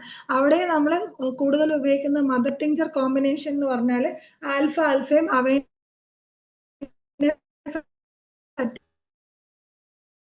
ാണ് ഈ കാറ്റഗറിയിൽ നമ്മൾ കൂടുതൽ ഈ PCOS തന്നെ പല സ്റ്റേജിൽ ഒന്നുകൂടെ ഒന്ന് മെയിൻറ്റെയിൻ ചെയ്ത് നോക്കാം. അതായത് ഇപ്പൊ ഒരു ടീനേജ് ഗേൾ ആണെന്ന് വെക്കണം, 13 മുതൽ 18 വയസ്സ് വരെ പ്രായമുള്ള ടീനേജ് ഗേളാണ്. അപ്പൊ അവർക്ക് ഇപ്പൊ മുടി കൊഴിച്ചിലുണ്ട്, അതുപോലെ തന്നെ മുഖക്കുരു ഉണ്ട്, ഇറഗുലർ ആയിട്ടുള്ള പീരീഡ്സ് ആണ് ആ കുട്ടിക്കുള്ളതെങ്കിൽ നമുക്ക് മെയിൻലി കോൺസ്റ്റിറ്റ്യൂഷണലായിട്ട് കൺസിഡർ ചെയ്യാൻ പറ്റുന്നത് പൾസാറ്റില, കൽക്കേറിയ കാർബ്, നാട്രമൂർ, ഇതാണ് നമുക്ക് കൺസിഡർ ചെയ്യാൻ പറ്റുന്നത്. അവിടെയും നമ്മൾ കൊടുക്കുന്ന ബയോകെമിക്ക് കൽക്കേറിയ ഫോസ് 6X, കാലിഫോസ് 6X ആണ് കൊടുക്കുന്നത്. പിന്നെ അവരോട് നമുക്ക് പറയാം, എല്ലാ ദിവസവും മുട്ട കഴിക്കണം, ഇലക്കറി കഴിക്കണം, പച്ചക്കറി കഴിക്കണം. പച്ചക്കറിയും ഇലക്കറിയും രണ്ടും രണ്ടാണ്. പിന്നെ അതുപോലെ തന്നെ ഫ്രൂട്ട്സ് എടുക്കുക, പൾസസ് എടുക്കുക, ആന്റി ഓക്സിഡൻസ് എടുക്കുക, ഇതൊക്കെ നമുക്ക് പറയാവുന്ന കാര്യമാണ്. പിന്നെ കോമൺലി നമ്മൾ എല്ലായ്പ്പോഴും പറയുന്ന പോലെ തന്നെ കാർബണേറ്റഡ് ഡ്രിങ്ക്സ് ഒഴിവാക്കുക, പകരം നാച്ചുറൽ ജ്യൂസസ് നിങ്ങൾക്ക് എടുക്കാം, ഡ്രൈ ഫ്രൂട്ട്സ് എടുക്കാം, പാക്കേജ്ഡ് ആയിട്ടുള്ള പ്രോഡക്ട്സ് നമ്മൾ ഒഴിവാക്കുക. ഇത് തന്നെയാണ് നമ്മൾ കോമൺലി പറയുന്നത്. പിന്നെ വേണ്ടതെന്ന് പറഞ്ഞാൽ നമ്മൾ അവർക്ക് ഈ പറഞ്ഞ പോലെ നമ്മൾ PCOD റിലേറ്റ് ചെയ്ത ടീനേജേഴ്സിൽ പിമ്പിളായിട്ട് വരുമ്പോൾ അവർക്ക് നമ്മളിപ്പോ ബെറി സക്കിഫോളിയം വന്നിട്ട് എന്താ പറയാ ട്യൂബിൽ വരുമല്ലോ, ഓയിൻമെന്റ്സ് ആയിട്ട് വരുമല്ലോ. എക്സ്റ്റേണൽ ആപ്ലിക്കേഷൻസ് കഴിവതും നമ്മൾ അങ്ങനെ കൊടുക്കാറില്ല, അങ്ങനെ ഒരു റിസൾട്ട് കണ്ടിട്ടില്ല, അതുകൊണ്ട് നമ്മളത് കൊടുക്കാറില്ല. ഇനി നല്ല മെലിഞ്ഞിട്ട് വരുന്ന PCOS കേസസ് ഉണ്ടല്ലോ, ആ നല്ല മെലിഞ്ഞ കുട്ടികളിൽ ഹെയർ തിന്നിങ് ഉണ്ടാവും. അപ്പൊ അങ്ങനെ വരുന്ന കുട്ടികൾ നമ്മൾ നോക്കുമ്പോൾ നല്ല മെലിഞ്ഞുണങ്ങിയ ശരീരമായിരിക്കും, മുടി അങ്ങനെ കാണത്തേ ഇല്ല. അതുപോലെ തന്നെ പീരീഡ്സ് ഭയങ്കര താമസിച്ചായിരിക്കും ഇവർക്ക് വരിക. അങ്ങനെ വരുന്ന കുട്ടികളിൽ നമ്മൾ കൂടുതൽ നാട്രമൂറും ഫോസ്ഫറസും ആണ് പ്രിഫർ ചെയ്യണത്. ആ നാട്രമൂറും ഫോസ്ഫറസും കൊടുക്കുന്നതിനോടൊപ്പം തന്നെ കൽക്കേറിയ ഫോസ്, കൽക്കേറിയ ഫോസ് 6X, നാട്രമൂർ 6X, കാലിഫോസ് 6X, ഇത് നമ്മൾ ആൾട്ടർനേറ്റ് ചെയ്ത് കൊടുക്കാറാണ് പതിവ്. പിന്നെ ഈ കുട്ടികളിൽ നിർബന്ധമായിട്ട് ചെയ്യേണ്ട ടെസ്റ്റുകൾ, ഫെറിറ്റിൻ നിർബന്ധമായിട്ട് നോക്കണം, വൈറ്റമിൻ ഡി നോക്കണം, വൈറ്റമിൻ B12 നിർബന്ധമായിട്ട് നോക്കാം. പിന്നെ അവരുടെ ഡയറ്റിൽ നമ്മൾ ഡ്രൈ ഫ്രൂട്ട്സ്, മുട്ട, അതുപോലെ തന്നെ പാലിന്റെ അലർജി ഒന്നും ഇല്ല എങ്കിൽ ഒരു ഗ്ലാസ് പാല്, നട്ട്സ്, ഡേറ്റ്സ്, ഇങ്ങനത്തെ കാര്യങ്ങൾ. പിന്നെ ഞാൻ മുമ്പ് സൂചിപ്പിച്ചിട്ടുണ്ട്, എല്ലാ ഹെയർ ഫോൾ കേസസിലും, പ്രത്യേകിച്ച് ലേഡീസിന് വരുന്ന എല്ലാ ഹെയർ ഫോൾ കേസസിലും നമ്മൾ വന്നിട്ട് എള്ളുണ്ട, അതായത് ഡേറ്റ്സും കരിപ്പെട്ടി അല്ലെങ്കിൽ ശർക്കര, പിന്നെ വന്നിട്ട് ഇത് കറുത്ത എള്ള്, കരിപ്പെട്ടി ഒരു ശർക്കര, പിന്നെ വന്നിട്ട് ഡേറ്റ്സ്, നല്ല ക്വാളിറ്റി ഉള്ള ഡേറ്റ്സ് പീരീഡ്സ് ടൈമിൽ അല്ലെങ്കിൽ അതിന് 2 ദിവസം മുമ്പേ സ്റ്റോപ്പ് ചെയ്യാൻ പറയും. ബാക്കി സമയത്തൊക്കെ നമ്മൾ എടുക്കാൻ പറയാറുണ്ട്. പിന്നെ ഉള്ളതെന്ന് പറഞ്ഞാൽ ഇമോഷണൽ ഡിസ്റ്റർബൻസ് അതിൻ്റെ കൂടെ വരുന്ന ഹെയർ ഫോൾ ആണ്. അപ്പോൾ ഇവിടെ നമുക്ക് hair loss after emotional stress, irregular periods, irritability and relationship stress. ഇത് നമുക്ക് ഇത്രയൊക്കെ പറയുമ്പോൾ തന്നെ നമുക്കറിയാം സെപ്പിയാണെന്നുള്ള ഒരു ഏകദേശം ഐഡിയ നമുക്ക് കിട്ടും. ആ സെപ്പിയുടെ കൂടെയും കാലിഫോർ 6X, നാട്രമോർ 6X റിപ്പീറ്റ് ചെയ്യാം. പിന്നെ വരുന്നതെന്ന് പറഞ്ഞാൽ ഹെയർ ഫോള്, ഏക്നെ, ഓയിലി സ്കാൽപ്പ്. ഈ ഓയിലി സ്കാൽപ്പ് വരുമ്പോൾ ഉള്ളൊരു ബുദ്ധിമുട്ട് എന്താന്ന് വെച്ചാൽ ഇവർ ഇങ്ങനെ പ്രലോങ്ഡ് ആയിട്ട് ഷാംപൂ യൂസ് ചെയ്യും. ഏത് ഷാംപൂ എന്നുള്ളതല്ല, നമ്മളിപ്പം ടൂത്ത് പേസ്റ്റും ഷാമ്പൂവിൻ്റെ ഒക്കെ ഒരു പ്രത്യേകത, സോപ്പ്, ടൂത്ത് പേസ്റ്റ്, ഷാമ്പു, ഇതിൻ്റെയൊക്കെ ഒരു പ്രത്യേകത എന്താന്ന് വെച്ചാൽ അത് ഏത് പരസ്യമാണോ നല്ലതായിട്ടുള്ളത് ആ പരസ്യം നമ്മൾ അങ്ങനെ തന്നെ ഫോളോ ചെയ്യും. ഇപ്പോൾ ഒരു എക്സാമ്പിൾ പറഞ്ഞാൽ അമൃതവേണി എന്ന് പറഞ്ഞിട്ട് ഒരു ഹെയർ ഓയിൽ ഉണ്ട്. ഞാൻ ആ ഹെയർ ഓയിൽ നല്ലതാണെന്നോ അല്ലെങ്കിൽ ആ ഹെയർ ഓയിൽ മോശമാണെന്നോ പറയാൻ വേണ്ടി പറഞ്ഞതല്ല. പക്ഷെ ആ പരസ്യത്തിൽ നമ്മൾ നോക്കുമ്പോൾ DHT ബ്ലോക്കേഴ്സ് എന്ന് പറഞ്ഞ ആ പരസ്യത്തിൽ അവർ പറയുന്നുണ്ട്. ഇത് നമ്മളും കാണുവാണ്. നമ്മളിൽ എത്ര ഹോമിയോ ഡോക്ടർമാരാണ് സാബൽ സെർലേറ്റ വന്നിട്ട് നല്ലൊരു DHT ബ്ലോക്കർ ആണ് എന്ന് പറയുകയും അല്ലെങ്കിൽ അത് വന്നിട്ട് അത് കൊടുത്ത് അതിലൊരു റിസൾട്ട് കാണുന്ന എത്ര പേരുണ്ടെന്ന് എനിക്കറിയില്ല. പക്ഷെ ഈ പർട്ടിക്കുലർ ഹെയർ ഓയിലിന്റെ പരസ്യത്തിൽ DHT ബ്ലോക്കർ ആണ് എന്ന് പറഞ്ഞു വരുമ്പോൾ നമ്മളത് വളരെ കൃത്യമായിട്ടും കാണാറുണ്ട്. ഓക്കെ, പിന്നെ ഞാൻ പറഞ്ഞു ഹെയർ ഫോള്, അതുപോലെ തന്നെ മുഖക്കുരു, ഓയിലി സ്കാൽപ്പ്. അപ്പോൾ ഓയിലി സ്കാൽപ്പ്, സിവിയർ ആയിട്ടുള്ള ഏക്കനെ, ഹെയർ ഷെഡിങ്, ഫേഷ്യൽ ഹെയറിങ്ങിനെയൊക്കെ വരുന്ന കേസസിൽ ഏതർ അവർ തൂജായിരിക്കും, അല്ലാന്നുണ്ടെങ്കിൽ പൾസാറ്റിലായിരിക്കും. അവിടെയും നമ്മൾ എന്താ പറയുക, എക്സ്റ്റേണൽ ആപ്ലിക്കേഷൻ നിർബന്ധമെങ്കിൽ വെറബറി സക്കിഫോളയും, അല്ലെങ്കിൽ ഇന്റേണലി നമുക്ക് വെറബറി സക്കിഫോളയും അതുപോലെ തന്നെ ആൽഫ കൊടുക്കാൻ പറ്റും. പിന്നെ ഓയിലി സ്കാൽപ്പ് ആയതുകൊണ്ട് നമ്മൾ ഓയിൽ ഫ്രീ ആയിട്ടുള്ള സ്കാൽപ്പ് കെയർ എന്നുള്ള ഭാഗത്തിൽ നമുക്ക് ആന്റി ഡാൻഡ്രഫ് ഷാമ്പൂസ് ഉപയോഗിക്കാം. നമ്മുടെ തന്നെ ആന്റി ഡാൻഡ്രഫ് ഷാമ്പൂ പല കമ്പനിയുടേതായിട്ടുണ്ട്. അത് നമുക്ക് അതിൽ ഏതെങ്കിലും യൂസ് ചെയ്യാം. പക്ഷെ ആ യൂസ് ചെയ്യുമ്പോഴും ആ ഡാൻഡ്രഫ് ഷാമ്പൂ യൂസ് ചെയ്യുമ്പോഴും നമ്മൾ പറയാറുള്ളതെന്ന് പറഞ്ഞാൽ ഒരു 100 ml ഷാമ്പൂ നിങ്ങൾ പർച്ചേസ് ചെയ്യുകയാണെങ്കിൽ അത് വന്നിട്ട് നിങ്ങൾ 1 മാസമോ 1.5 മാസം എടുത്താണ് ഉപയോഗിച്ച് തീർക്കേണ്ടത്. അതായത് ഒരു ചെറിയൊരു പോർഷൻ എടുത്തിട്ട് അതിന്റെ 1/3 ഭാഗം മാത്രമാണ് ഷാമ്പൂ, ബാക്കി വരുന്ന 1/4 ഭാഗവും വെള്ളം ആഡ് ചെയ്തിട്ട് അത് മിക്സ് ചെയ്തെടുക്കണം എന്നാണ് നമ്മൾ പറയാറുള്ളത്. ഭയങ്കര ഗ്രീസി മെസ്സി ആയിട്ടൊക്കെ ഉണ്ടെങ്കിൽ മാത്രം നിങ്ങൾ അത് എടുത്താൽ മതി എന്നാണ് നമ്മൾ സാധാരണ പറയാറുള്ളത്. അപ്പോൾ എന്താ പറയാ, ഹെയർ ഫോൾ ഉണ്ട്, അതുപോലെ തന്നെ നല്ല വണ്ണമുണ്ട്, പിന്നെ ഇറഗുലർ പീരീഡ്സ് ആയിട്ടുള്ള കുട്ടികളാണ് വരുന്നതെങ്കിൽ അവർക്കും ഈ പറഞ്ഞ പോലെ diffuse hair fall, delayed menses, obesity, fatigue, പിന്നെ ഭയങ്കര ഒരു ഷുഗർ ക്രേവിങ് അല്ലെങ്കിൽ ഒരു എഗ് ക്രേവിങ് ഒക്കെ കാണാറുണ്ട്. അപ്പം നമ്മൾ അത്രയും പറയുമ്പോൾ തന്നെ നമുക്ക് കൽക്കേറിയ കാർബ് ഓർമ്മ വരാറുണ്ട്. അതിൻ്റെ കൂടെ തന്നെ അവർക്ക് സപ്പോർട്ടീവ് ആയിട്ട് കൊടുക്കുന്ന ടിഞ്ചേഴ്സ് ഫ്യൂക്കസും ആൽഫയാണ് നമ്മൾ കൊടുക്കുക. അപ്പൊ ഈ ഫ്യൂക്കസ് കൊടുക്കുമ്പം ഉള്ളൊരു ഗുണം എന്ന് പറഞ്ഞാൽ നമ്മൾ ഈ ഒരു ടൈപ്പ് ഓഫ് കാറ്റഗറി മാത്രമല്ല, തൈറോയ്ഡ് റിലേറ്റഡ് കംപ്ലൈൻസ് ആയിട്ട് വരുന്ന കേസസിൽ നമുക്ക് ഫ്യൂക്കസ്, സ്ക്രോഫുലേറിയ നോഡോസ, പിന്നെ നമ്മളുടെ ഫൈറ്റുലാക്കാബെറി, ഇതിനൊക്കെ നല്ലതാണ്. പിന്നെ വരികയെന്ന് പറഞ്ഞാൽ നമ്മളുടെ ഇതിന്റെ തന്നെ സബ് കാറ്റഗറീസും ബാക്കി ഇതിപ്പം നമുക്കറിയാലോ, പല തരത്തിലുള്ള ആൾക്കാരായിരിക്കുമല്ലോ നമ്മൾ തിരഞ്ഞു വരിക. ഇപ്പോൾ മെനോപോസ് അറ്റൈൻ ചെയ്ത ആൾക്കാർ വരും, കോളേജ് സ്റ്റുഡൻസ് വരും, യങ് മാരീഡ് വുമൺ വരും. അപ്പോൾ ഇവരിലൊക്കെ വരുന്ന ഒരു തിന്നിങ്ങിന്റെ ഒരു ലക്ഷണങ്ങളിൽ നമ്മൾ ഡിഫറെൻ്റ് ആണ്. ഇപ്പോൾ ഒരു ഉദാഹരണം പറഞ്ഞാൽ യങ് മാരീഡ് വുമൺ വരുമ്പം ഇൻഫെർട്ടിലിറ്റി കൺസേൺസ് ആയിരിക്കും അവർക്ക് കുറച്ചുകൂടെ കൂടുതലായിട്ട് കാണാം. അപ്പം അങ്ങനെ വരുമ്പോൾ നമ്മൾ നോക്കുമ്പോൾ കൂടുതലും കണ്ടിട്ടുള്ളത് സെൻട്രൽ തിന്നിങ്ങും പിന്നെ പോണിറ്റെയിൽ റിഡക്ഷനുമാണ്. ഇങ്ങനെ സ്ഥിരം പോണി കെട്ടി വന്നിട്ടുള്ള ആ ഒരു പോണിറ്റെയിൽ റിഡക്ഷൻസ് നമുക്ക് കാണാറുണ്ട്. പിന്നെ ഇൻഫെർട്ടിലിറ്റി പേഷ്യൻസിനെ നമ്മൾ കാണുമ്പോൾ അതിൽ നിന്ന് അവർക്ക് ഹെയർ ഇഷ്യൂസ് അല്ലെങ്കിൽ ഹെയർ ക്ലൂസ് ആയിട്ട് നമുക്ക് കിട്ടുക പ്രോഗ്രസീവ് ആയിട്ട് തിന്നിങ് ഉണ്ടായിരിക്കും, ഇവർക്ക് ഓയിലി സ്കാൽപ്പ് കൂടുതലായിരിക്കും, ഹിർസ്യൂട്ടിസം കാണും, അതുപോലെ തന്നെ ഇവർക്ക് നിർബന്ധമായിട്ടും മുഖക്കുരു ഉണ്ടായിരിക്കും. പിന്നെ ഉള്ളതെന്ന് പറഞ്ഞാൽ പെരിമെനോപോസൽ വുമൺ അവരും വരാറുണ്ട്. അവർ വരുമ്പോൾ ഇവരാണ് സത്യം പറഞ്ഞാൽ ഏറ്റവും കൂടുതൽ പറ്റിക്കപ്പെടുന്നത് ഇവരാണ്. കാര്യം എന്ന് പറഞ്ഞാൽ പെരിമെനോപോസൽ അല്ലെങ്കിൽ മെനോപോസൽ സ്റ്റേജിലേക്ക് എത്തുമ്പം ഇവർ എന്തെങ്കിലുമൊക്കെ ജോലി ചെയ്തിട്ടുള്ള ആൾക്കാരായിരിക്കും, അല്ലെങ്കിൽ വീട്ടിൽ പൈസയുള്ള ആൾക്കാർ, കാര്യം അവർ സാമ്പത്തിക സ്വാതന്ത്ര്യം അറ്റൈൻ ചെയ്ത് കഴിഞ്ഞ ആൾക്കാരായിരിക്കും. ഇവർ വന്നിട്ട് ഈ നാട്ടിൽ കിടക്കുന്ന എല്ലാ കോസ്മെറ്റോളജി ക്ലിനിക്കിലും കയറി ഇറങ്ങിയ ആൾക്കാരായിരിക്കും. പിന്നെ ബ്യൂട്ടി പാർലറിലൊക്കെ പോയി 5000-ഉം 8000-ഉം ഒക്കെ കൊടുത്ത് ബോട്ടോക്സും ബാക്കിയുള്ളതും എന്തൊക്കെ ഉണ്ടോ അതൊക്കെ അതെല്ലാം ചെയ്ത് മടുത്ത് വരുന്ന ആൾക്കാരായിരിക്കും നമ്മളത്തേക്ക് വരാം. നമ്മൾ ഇവരെ ഹിസ്റ്ററി നോക്കുമ്പോൾ ലോങ് സ്റ്റാൻഡിങ് PCOS കാണാറുണ്ട്, ഏജ് റിലേറ്റഡ് ഹെയർ തിന്നിങ് കാണാറുണ്ട്, ഫാറ്റി ലിവർ കാണാറുണ്ട്, പിന്നെ വന്നിട്ട് എന്താ പറയാ ഇത് ഹെപ്പറ്റോമെഗലി കാണുന്ന കേസസ് ഉണ്ട്, പിന്നെ ബൾക്കി യൂട്രസ് കാണുന്ന കേസസ് ഉണ്ട്. അങ്ങനെ പല പല തരത്തിൽ വരാറുണ്ട്. അപ്പൊ ഇവരെ ആക്ച്വലി നമ്മൾ ഇത് എന്താണ് നിങ്ങൾക്ക് സംഭവിക്കുന്നത് എന്ന് നമുക്ക്, അല്ലെങ്കിൽ ഇന്നതാണ് കാര്യങ്ങൾ എന്ന് നമുക്ക് പറഞ്ഞു കൊടുക്കാൻ സാധിച്ചാൽ തന്നെ നമ്മൾ പകുതി സക്സസ്ഫുൾ ആയി എന്നുള്ളതാണ്.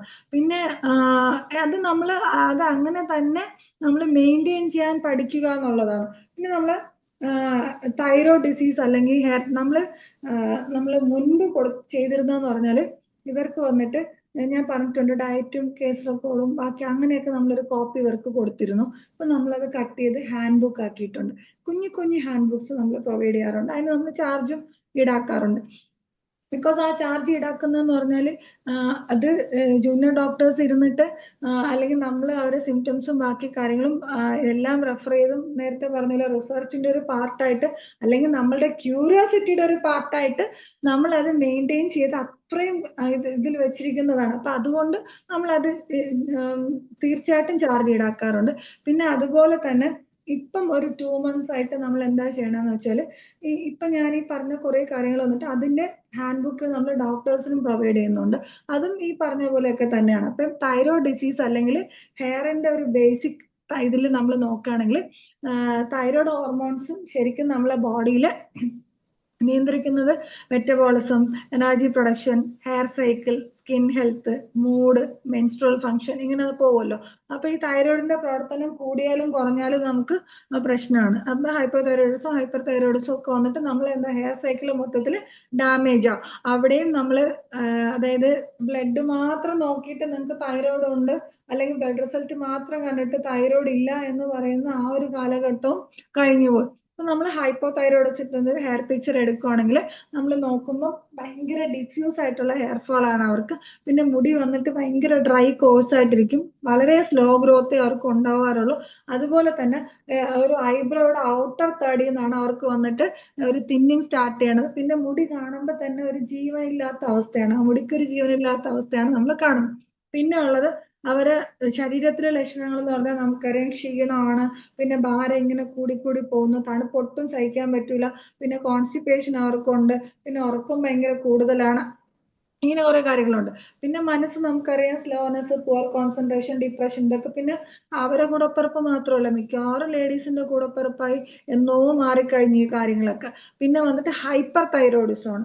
ഹൈപ്പർ തൈറോയിഡിസത്തിൽ നമ്മൾ നേരത്തെ പറഞ്ഞ പോലെ തന്നെ ഡിഫ്യൂസ് തിന്നിങ് ഇവിടെയും കാണും. പക്ഷെ ഇവിടെ ഹൈപ്പർ തൈറോയിഡിസം വരുമ്പോഴത്തേക്കും നല്ല സോഫ്റ്റ് ഹെയർ ആയിരിക്കും. കാര്യം എന്ന് പറഞ്ഞാൽ ആ വിസ്കോസിറ്റി അല്ലെങ്കിൽ ഡെൻസിറ്റി, തിക്നെസ് എല്ലാം കുറഞ്ഞിട്ട് നല്ല ഫൈൻ സോഫ്റ്റ് ഹെയർ ആയിരിക്കും. പിന്നെ പെട്ടെന്ന് മുടി പൊട്ടിപ്പോവും ഇവർക്ക്. ഇവരെ മുടി നമ്മളിങ്ങനെ നോക്കുമ്പോൾ നമുക്കറിയാൻ പറ്റും. ആ ബാക്ക് സൈഡ് കാണുമ്പോൾ നമുക്കറിയാം പെട്ടെന്ന് മുടി പൊട്ടിപ്പോകുന്നോ അല്ല, പെട്ടെന്ന് മുടി മൊത്തവും പോകും. ഒരു റാപ്പിഡ് ചേഞ്ച് ആണ് ഇവർക്ക് ഉണ്ടാവുന്നത്. പിന്നെ വെയിറ്റ് ലോസ്, ചൂട് സഹിക്കാൻ പറ്റായിക, വിയർക്കുക, പിന്നെ ട്രെമേഴ്സ് ഉണ്ടാവുക, പാൽപിറ്റേഷൻ, ബാക്കി കാര്യങ്ങളൊക്കെ ഉണ്ട്. പിന്നെ നമുക്കറിയാം ആങ്സൈറ്റി, റെസ്റ്റ്ലെസ്നെസ്, ഇറിറ്റബിലിറ്റി, ഇതൊക്കെ ഇവരുടെ കൂടെ ഉള്ളതാണ്. പിന്നെ വന്നിട്ട് നമ്മൾ ഏജ് ഗ്രൂപ്പ് കാറ്റഗറൈസ് ചെയ്യാറുണ്ട്. ഇപ്പൊ 3000 കേസസ് എന്ന് പറഞ്ഞാൽ ഇതിൽ ഓരോ കണ്ടീഷനിലും പല പല ഏജ് ഗ്രൂപ്പിലും അങ്ങനെ നമ്മൾ എപ്പോഴൊക്കെ മാറ്റി വെച്ച കാര്യങ്ങളാണ്. ഇപ്പൊ thyroid disease in different age groups എന്ന് ഉദ്ദേശിക്കുന്നത് നമ്മളെ ഈ 3000 ഡിഫറെന്റ് ഏജ് ഗ്രൂപ്പ്സ് ആണ്. അഡോളസെന്റ് ഏജിൽ വന്നിട്ട് ഡിലേഡ് ആയിട്ടുള്ള ഗ്രോത്ത്, ഹെയർ ഫോൾ, അതുപോലെ തന്നെ മെൻസ്ട്രൽ ഇറഗുലാരിറ്റീസ്. റിപ്രൊഡക്റ്റീവ് ഏജ് വുമണിൽ വരുമ്പോൾ PCOSന്റെ overlap, hair thinning, infertility concerns. Postpartum വുമണിൽ വരുമ്പോൾ postpartum thyroiditis, hair fall, അതുപോലെ തന്നെ ക്ഷീണം. ആണുങ്ങളിൽ വരുമ്പോഴത്തേക്കും ഡിഫ്യൂസ് തിന്നിങ്, പിന്നെ അതുപോലെ തന്നെ താടി ഇല്ലാതിരിക്കുക, മീശ ഇല്ലാതിരിക്കുക, പിന്നെ ഒരു എനർജി ഇല്ലാതിരിക്കുക. എൽഡർലി ആയിട്ട് വരുമ്പോഴത്തേക്കും chronic hair thinning, dry skin, fatigue ഒക്കെയാണ് കാണുക. പിന്നെ ഡയഗ്നോസിസിൽ നമുക്കറിയാം TSH, ഫ്രീ T3, അതായത് ഫ്രീ T4, അതായത് TFT, thyroid function test, autoimmune ഇവാലുവേഷന് വേണ്ടിയിട്ട് anti-TPയും anti-thyroglobulin ആന്റിബോഡീസ് ആണ്. അപ്പം നമ്മൾ അതിൽ മെയിൻറ്റെയിൻ ചെയ്യാം. പിന്നെ നമ്മൾ ഹെയർ ഫോളിന്റെ ആ ഒരു റിപ്പയറിന് വേണ്ടി അല്ലെങ്കിൽ അതിന് വേണ്ടിയിട്ട് നമുക്ക് വീണ്ടും ferritin, CBC, vitamin D, vitamin B12 നമുക്ക് നോക്കാവുന്നതാണ്. അപ്പൊ ഇതിനകത്ത് വന്നിട്ട് ഇനി നമ്മൾ നേരത്തെ പറഞ്ഞ പോലെ നമ്മളുടേതായിട്ടുള്ളൊരു കാറ്റഗറൈസേഷൻ, തൈറോയ്ഡ് ഹെയർ ലോസ് കാറ്റഗറൈസേഷനിൽ കാറ്റഗറി എയിൽ വന്നിട്ട് ന്യൂലി ഡയഗ്നോസ്ഡ് ഹൈപ്പോതൈറോയിഡിസം, അതായത് ഈ അടുത്ത കാലത്തായിട്ട് കണ്ടുപിടിച്ച ഹൈപ്പോതൈറോയിഡിസം, അല്ലെങ്കിൽ നമ്മൾ നോക്കിയപ്പം ആണ് അവർ ആദ്യമായിട്ട് അറിയുന്നത് ഇവർക്ക് ഹൈപ്പോതൈറോയിഡിസം ഉണ്ട് എന്ന് അറിയുന്നത്. നമ്മൾ നേരത്തെ പറഞ്ഞ പോലെ diffuse shedding plus dry hair വരും. അപ്പൊ അവരെ കോമൺ കോൺസ്റ്റിറ്റ്യൂഷണൽ കൺസിഡറേഷൻസ് ആയിട്ട് എടുക്കുന്ന കൽക്കേറിയ കാർബ്, ഗ്രാഫൈറ്റിസ്, സെപ്പിയാണ് നമ്മൾ എടുക്കുക. കാറ്റഗറി ബി വന്നിട്ട് ലോങ് സ്റ്റാൻഡിങ് ആയിട്ടുള്ള ഹൈപ്പോതൈറോയിഡിസം. അവിടെ ഹെയർ പിക്ചർ നമ്മൾ എടുക്കുമ്പോൾ ക്രോണിക് ആയിട്ടുള്ള തിന്നിങ്ങും അതുപോലെ തന്നെ സ്ലോ റീഗ്രോത്തും ആണ്. അവിടെ നമ്മൾ കോൺസ്റ്റിറ്റ്യൂഷണൽ കൺസിഡറേഷനിൽ എടുക്കുക കൽക്കേറിയ കാർബ്, ലൈക്കോപോഡിയം, സൾഫർ ആണ് നമ്മൾ അവിടെ എടുക്കുക. കാറ്റഗറി സി വരുമ്പം ഓട്ടോ ഇമ്മ്യൂൺ തൈറോയിഡൈറ്റിസ്. അവിടെ വരുമ്പം ഡിഫ്യൂസ് ആയിട്ടുള്ള ഒരു ഹെയർ ഫാളും പാച്ചി തിന്നിങ് ആണ് നമ്മൾ കൂടുതൽ അവിടെ ഇവിടെയൊക്കെ ആയിട്ട് കാണാറ്. അപ്പൊ അവിടെ നമ്മൾ നാട്രമോർ, സെപ്യ, ലൈക്കോപോഡിയം ആണ് എടുക്കാറ്. കാറ്റഗറി 3 വരുമ്പോൾ ഹൈപ്പർ തൈറോയിഡിസം വരിക. അവിടെയും റാപ്പിഡ് ഡിഫ്യൂസ് ഹെയർ ലോസ് ആണ് ഉണ്ടാവുക. ഈ റാപ്പിഡ് ഡിഫ്യൂസ് ഹെയർ ലോസ് വിത്ത് ഹൈപ്പർ തൈറോയിഡിസത്തിൽ അയോഡോ നമ്മൾ അങ്ങനെ കൊടുക്കാറില്ല. എന്നാലും അയോഡോ നമ്മൾ കൊടുക്കുന്നത് അയോഡോ 0/3 വീക്ക്ലി വൺസ് ഒരു ഡോസ് ആണ് നമ്മൾ ഒരു വീക്ക്ലി വൺസ് ഒരു ഡോസ് അതാണ് നമ്മൾ കൊടുക്കാറ്. Phosphorus, lycopodium. പിന്നെ ഉള്ളതെന്ന് പറഞ്ഞാൽ ഇപ്പം നമ്മൾ റെമഡി സെലക്ഷൻ ആസ്പെക്ട് എന്ന് പറയുമല്ലോ, തെർമൽ സ്റ്റേറ്റ് വെച്ചിട്ട് ചില്ലി പേഷ്യന്റ് കൽക്കേറിയ, സെപ്പിയ, ഗ്രാഫൈറ്റിസ്, ഹോട്ട് പേഷ്യൻസിൽ വന്നിട്ട് സൾഫർ, ഫോസ്ഫറസ്, അയഡം. പിന്നെ ഇങ്ങനെ തന്നെ ആയിരിക്കണം എന്നില്ല, നമ്മളുടെ കേസസിന്റെ ആ ഒരു അനാലിസിസിൽ പറയുന്നു എന്നുള്ളതേ ഉള്ളൂ. ഇമോഷണൽ സ്റ്റേറ്റിൽ സൈലന്റ് ഗ്രീഫ് വരുമ്പോൾ നാട്രമോർ, ഇറിറ്റബിലിറ്റി, നക്സ്വോമിക്ക ആൻഡ് സെപ്പിയ, ആങ്സൈറ്റി വരുമ്പോൾ ആഴ്സാൽബും, ഫോസ്ഫറസും ആണ് നമ്മൾ കൺസിഡർ ചെയ്യാറുള്ളത്. പിന്നെ മെറ്റബോളിക് പിക്ചർ നേരത്തെ പറഞ്ഞു, ഒബിസിറ്റി പ്ലസ് ഹെയർ ഫോൾ വരുമ്പോൾ കൽക്കേറിയ കാർബ്, ഹോർമോണൽ ഹെയർ ലോസ് വരുമ്പോൾ സെപ്പിയ, സ്ട്രെസ് ഹെയർ ഫോൾ വരുമ്പോൾ ഫോസ്ഫോറിക് ആസിഡ്. പിന്നെ നമ്മൾ ഹൈപ്പോതൈറോയിഡിസം വന്ന ആൾക്കാരിലെ ബയോകെമിക് സപ്പോർട്ടാണ് നമ്മൾ കൽക്കേറിയ ഫോസ്, കാലിഫോസ്, നാട്രമോർ 6X, ഇതെല്ലാം 6Xലാണ് നമ്മൾ കൊടുക്കാറ്. പിന്നെ ക്ഷീണം ഭയങ്കര ഡോമിനന്റ് ആയിട്ട് നിൽക്കുന്ന കേസസിൽ കാലിഫോസ്, ഫെറം ഫോസ്, കൽക്കേറിയ ഫോസ്, അതുപോലെ തന്നെ ഫൈഫോസും കൊടുക്കാറുണ്ട്. ഡിപ്പെൻസ്. ഇത് ഇങ്ങനെ കറങ്ങി തിരിഞ്ഞ് ഇത് 4 കംപ്ലീറ്റ് ചെയ്ത് പോകും. പിന്നെ ഉള്ളതെന്ന് പറഞ്ഞാൽ മുടിയിലും പ്രശ്നമാണ്, അതുപോലെ തന്നെ തൊലിയിലും പ്രശ്നമാണ്, നഖത്തിലും പ്രശ്നമാണ്. അങ്ങനെ വരുന്ന കേസസ് ഉണ്ടല്ലോ. സൈലീഷ്യ 6X, കൽക്കേറിയ ഫ്ലൂർ 6X, അതുപോലെ തന്നെ നാട്രമോർ 6X ആണ് അവിടെ നമ്മൾ റൊട്ടേറ്റ് ചെയ്യാന്നുള്ളത്. പിന്നെ ഉള്ളതെന്ന് പറഞ്ഞാൽ ടിഞ്ചർ സപ്പോർട്ട്, അതായത് ഒരു സപ്പോർട്ടീവ് മെഷർ ആയിട്ട് മാത്രമേ നമുക്കത് എടുക്കാൻ പറ്റുള്ളൂ. നമുക്കറിയാം കോമൺലി ഇതൊക്കെ ആയിട്ട് വരുന്ന ഭയങ്കര ക്ഷീണമായിട്ട് വരുന്ന ആൾക്കാർക്ക് നമുക്ക് ആൽഫയും, അവൈനസ്, അറ്റേവയും, ചൈനയൊക്കെ നമുക്ക് ഒഴിവാക്കാൻ പറ്റാത്ത കാര്യങ്ങളാണ്. ജനറൽ വീക്ക്നെസ്സിന് ആൽഫ, അതുപോലെ തന്നെ വന്നിട്ട് ഒരു നെർവസ് എക്സോഷൻ വരുമ്പം അവൈനസ്, അറ്റേവ, പോസ്റ്റ് ഇൽനെസ് റിക്കവറി നമുക്ക് എല്ലാവർക്കും അറിയാം ചൈനയാണെന്നുള്ളത് നമുക്ക് അറിയാം. പക്ഷെ ഈ ടിഞ്ചർ കൊടുക്കുന്നത് ഒരിക്കലും തൈറോയ്ഡ് ഡിസീസിന് ട്രീറ്റ് ചെയ്യുക എന്നുള്ളതിന് വേണ്ടി അല്ല നമ്മൾ കൊടുക്കുക. നമ്മൾ ഈ ഒരു ജനറൽ മാനേജ്മെന്റിന് വേണ്ടിയാണ് നമ്മളത് കൊടുക്കുക. പിന്നെ നേരത്തെ പറഞ്ഞ മാതിരി തൈറോയ്ഡ് റിലേറ്റഡ് കംപ്ലൈൻസ് ഉണ്ടെങ്കിൽ ഇൻഡിക്കേറ്റഡ് ആണെങ്കിൽ നമുക്ക് നിർബന്ധമായിട്ടും ഫ്യൂക്കോസും, സ്ക്രോഫുലേറിയയും, പൈറ്റിലാക്കൊക്കെ നമുക്ക് കൊടുക്കാം എന്നുള്ളതാണ്. പിന്നെ വന്നിട്ട് എക്സ്റ്റേണൽ ആപ്ലിക്കേഷൻസ് വരുമ്പോൾ നമ്മൾ കൂടുതലും പറയണെന്ന് പറഞ്ഞാൽ ഇത് ബേക്സന്റെ ഒരു ഹെയർ സ്പ്രേ ഉണ്ട്. വലിയ കുഴപ്പമൊന്നുമില്ല, അത്യാവശ്യം നല്ല റിസൾട്ട് ഉണ്ട്. ബേക്സന്റെ കുറച്ച് റേറ്റ് ഉണ്ട്, പക്ഷെ അതിനനുസരിച്ച് റിസൾട്ട് ഉണ്ട്. അതുപോലെ തന്നെ വീസാലിന്റെ ഒരു ഹെയർ സിറം ഉണ്ട്, അതും നമ്മൾ ഉപയോഗിക്കുന്ന ഒരു പ്രോഡക്റ്റ് ആണ്. അപ്പൊ ഇത് നമ്മൾ പക്ഷെ അത് കൊടുക്കുമ്പോൾ നമ്മൾ അവരോട് പറയാറുള്ളതെന്ന് പറഞ്ഞാൽ ഇതൊരു സപ്പോർട്ടീവ് മെഷർ ആയിട്ടാണ് നമ്മൾ തരുന്നത്. നിങ്ങളെ മെഡിസിൻ ആണ്, നിങ്ങൾക്ക് ഒരു ആക്ഷൻ ഉണ്ടാക്കുക, അതാണ് ഒന്നാമത്തെ കാര്യം. പിന്നെ നിങ്ങൾക്ക് കുറച്ചും കൂടെ ഒരു സ്പീഡ് കൂട്ടാൻ നിങ്ങൾക്ക് സഹായിക്കും. പിന്നെ ഈ പറഞ്ഞ നിങ്ങളുടെ ഡെഫിഷ്യൻസീസ് എന്തൊക്കെയാണോ അതൊക്കെ നിങ്ങൾ അഡ്രസ്സ് ചെയ്യുക എന്നുള്ളത് ഇമ്പോർട്ടൻ്റ് ആണ്. അപ്പൊ ഇത് നമ്മൾ അങ്ങനെ തന്നെ പറഞ്ഞ് മെയിൻറ്റെയിൻ ചെയ്യുക എന്നുള്ളതാണ്. പിന്നെ വൈറ്റമിൻസ് കുറവോ കൂടുതലോ ഉണ്ടെങ്കിൽ അത് മെയിൻറ്റെയിൻ ചെയ്യുക. ഇപ്പം ഒരാൾക്ക് ഹൈപ്പോതൈറോയിഡിസം ഉണ്ടെങ്കിൽ അയാൾ ഹെയർ ഡയറ്റ് ഫോളോ ചെയ്യുന്ന പോലെ തന്നെ ഇമ്പോർട്ടൻ്റ് ആണ് ഹൈപ്പോതൈറോയിഡിസത്തിന്റെ ഡയറ്റ് മെയിൻറ്റെയിൻ ചെയ്യുക എന്നുള്ളത് ഇമ്പോർട്ടൻ്റ് ആണ്. പിന്നെ ഈ പേഷ്യൻസ് വരുമ്പം 1 വർഷം കൊണ്ട് ശരിയാക്കാം, 2 വർഷം കൊണ്ട് ശരിയാക്കാം, അല്ലെങ്കിൽ ഞാൻ 5 വർഷം കൊണ്ട് ശരിയാക്കാം, അങ്ങനെ പറയുന്ന ഒരു ഐഡിയൽ ട്രീറ്റ്മെന്റ് ആയിട്ടോ അല്ലെങ്കിൽ ഐഡിയൽ ക്യൂർ ആയിട്ടോ നമ്മളത് കൺസിഡർ ചെയ്യുന്നില്ല. കാര്യം എന്ന് പറഞ്ഞാൽ നമുക്ക് പറ്റുമെങ്കിൽ നമ്മൾ അറ്റ് ഏർലിയസ്റ്റ് ആയിട്ട് ഏറ്റവും നല്ല മരുന്ന് കൊടുത്ത് അതായത് ഏറ്റവും നമുക്ക് ലഭ്യമാവുന്ന ഏറ്റവും നല്ല മരുന്ന്, ക്വാളിറ്റിയുള്ള നല്ല മരുന്ന് നമ്മൾ കൊടുത്ത് അത് ക്ലിയർ ചെയ്യുക എന്നുള്ളതാണ്. പക്ഷെ എന്തുകൊണ്ടാണെന്ന് അറിയില്ല, നമ്മളിൽ പലരും ഇപ്പോഴും പറയുന്ന ഒരു കാര്യം എന്ന് പറഞ്ഞാൽ പിന്നെ ഡോക്ടർ ഇത്രയും പൈസയൊക്കെ കൊടുത്ത് ആരും മരുന്ന് വാങ്ങാൻ. ഒന്ന്. രണ്ട്, നമ്മൾ സ്ഥിരം കേൾക്കുന്നോണ്ട് പറയുന്നതാണ്. ഒന്ന്. രണ്ടാമത്തെന്ന് പറഞ്ഞാൽ പിന്നെ ഡോക്ടർ പിന്നെ ഹോമിയോ മരുന്നല്ലേ, ഒരു 100-200 രൂപയൊക്കെ ആവുമെന്നാണ് വിചാരിച്ചത്. ഓക്കെ, അവരവിടെ നിന്ന് ഓട്ടോ അടിച്ച് തന്നെ വന്നാൽ 900 രൂപ ഓട്ടോ അടിച്ചായിരിക്കും ക്ലിനിക്കിലേക്ക് എത്തിയത്.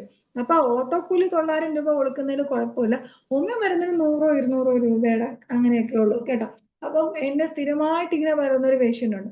ആ പേഷ്യൻറ്റിനെ ഒരു ദിവസം ഒരു 30 ml ക്രോക്കസ് അക്ടേവസ് ടിഞ്ചർ എഴുതി കൊടുത്തു. ഓക്കെ, പിന്നെ കുഴപ്പമില്ല. പിന്നെ പേഷ്യൻറ്റിന് ഞാൻ മരുന്ന് കൊടുത്താൽ മതി, പുറത്തുനിന്ന് മരുന്ന് വേണ്ട. ഓക്കെ, അപ്പൊ അല്ല അങ്ങനെയല്ല. ഹോമിയോ പിന്നെ ഒരു കാറ്റഗറി ആൾക്കാരുണ്ട്. ഹോമിയോ മരുന്ന് എന്ന് പറഞ്ഞാൽ ഗ്ലോബ്യൂള് മാത്രമേ ഉള്ളൂ, മനസ്സിലായില്ലേ? വെള്ള ഉരുണ്ട ഗുളിക മാത്രമേ ഉള്ളൂ, മധുരമിഠായി മാത്രമേ ഉള്ളൂ. വേറെ ഒന്നും വേറെ ഒന്നും ഹോമിയോ അല്ല. വേറെ ടൈപ്പ് ഓഫ് മെഡിസിൻസ് ഒന്നും ഹോമിയോ അല്ല. നമുക്കറിയാം എല്ലാ നിറത്തിലും നമുക്കിപ്പോൾ BT ഉണ്ട്, അല്ലെങ്കിൽ നമുക്ക് ക്യാപ്സ്യൂൾ ഉണ്ട്, നമുക്ക് എന്താ പറയാ സ്പ്രേ ഉണ്ട്, ജെല്ലുണ്ട്, സെറം ഉണ്ട്, എനിക്ക് തോന്നുന്നു സ്ക്വാഷ് നമ്മൾ കുടിക്കുന്ന സ്ക്വാഷ് വരെ ഉണ്ടെന്ന് തോന്നുന്നു. നമുക്ക് എല്ലാ ആസ്പെക്റ്റിലും നമുക്ക് എന്താ പറയാ ഡൈ ഉണ്ട്, നമുക്ക് ഹെന്നയുണ്ട്, നമുക്ക് എല്ലാ തരത്തിലുള്ള എല്ലാ സംഭവങ്ങളും ഉണ്ട്.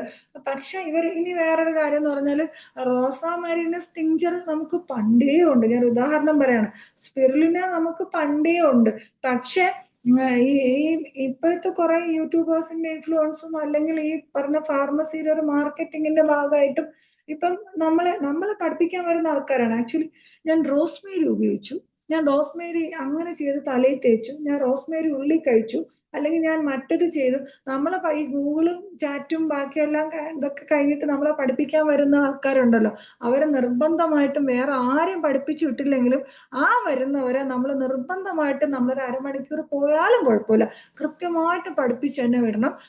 അത്തരക്കാര് പോകുമ്പോൾ ആ അരമണിക്കൂറിന്റെ കോസ്റ്റും കൂടെ, അതായത് നമ്മൾ ഇൻവെസ്റ്റ് ചെയ്ത ടൈമിന്റെ കോസ്റ്റും കൂടെ ദയവ് ചെയ്ത് ആ ബില്ലിൽ ആഡ് ചെയ്യണം എന്നുള്ളത് റിക്വസ്റ്റ്.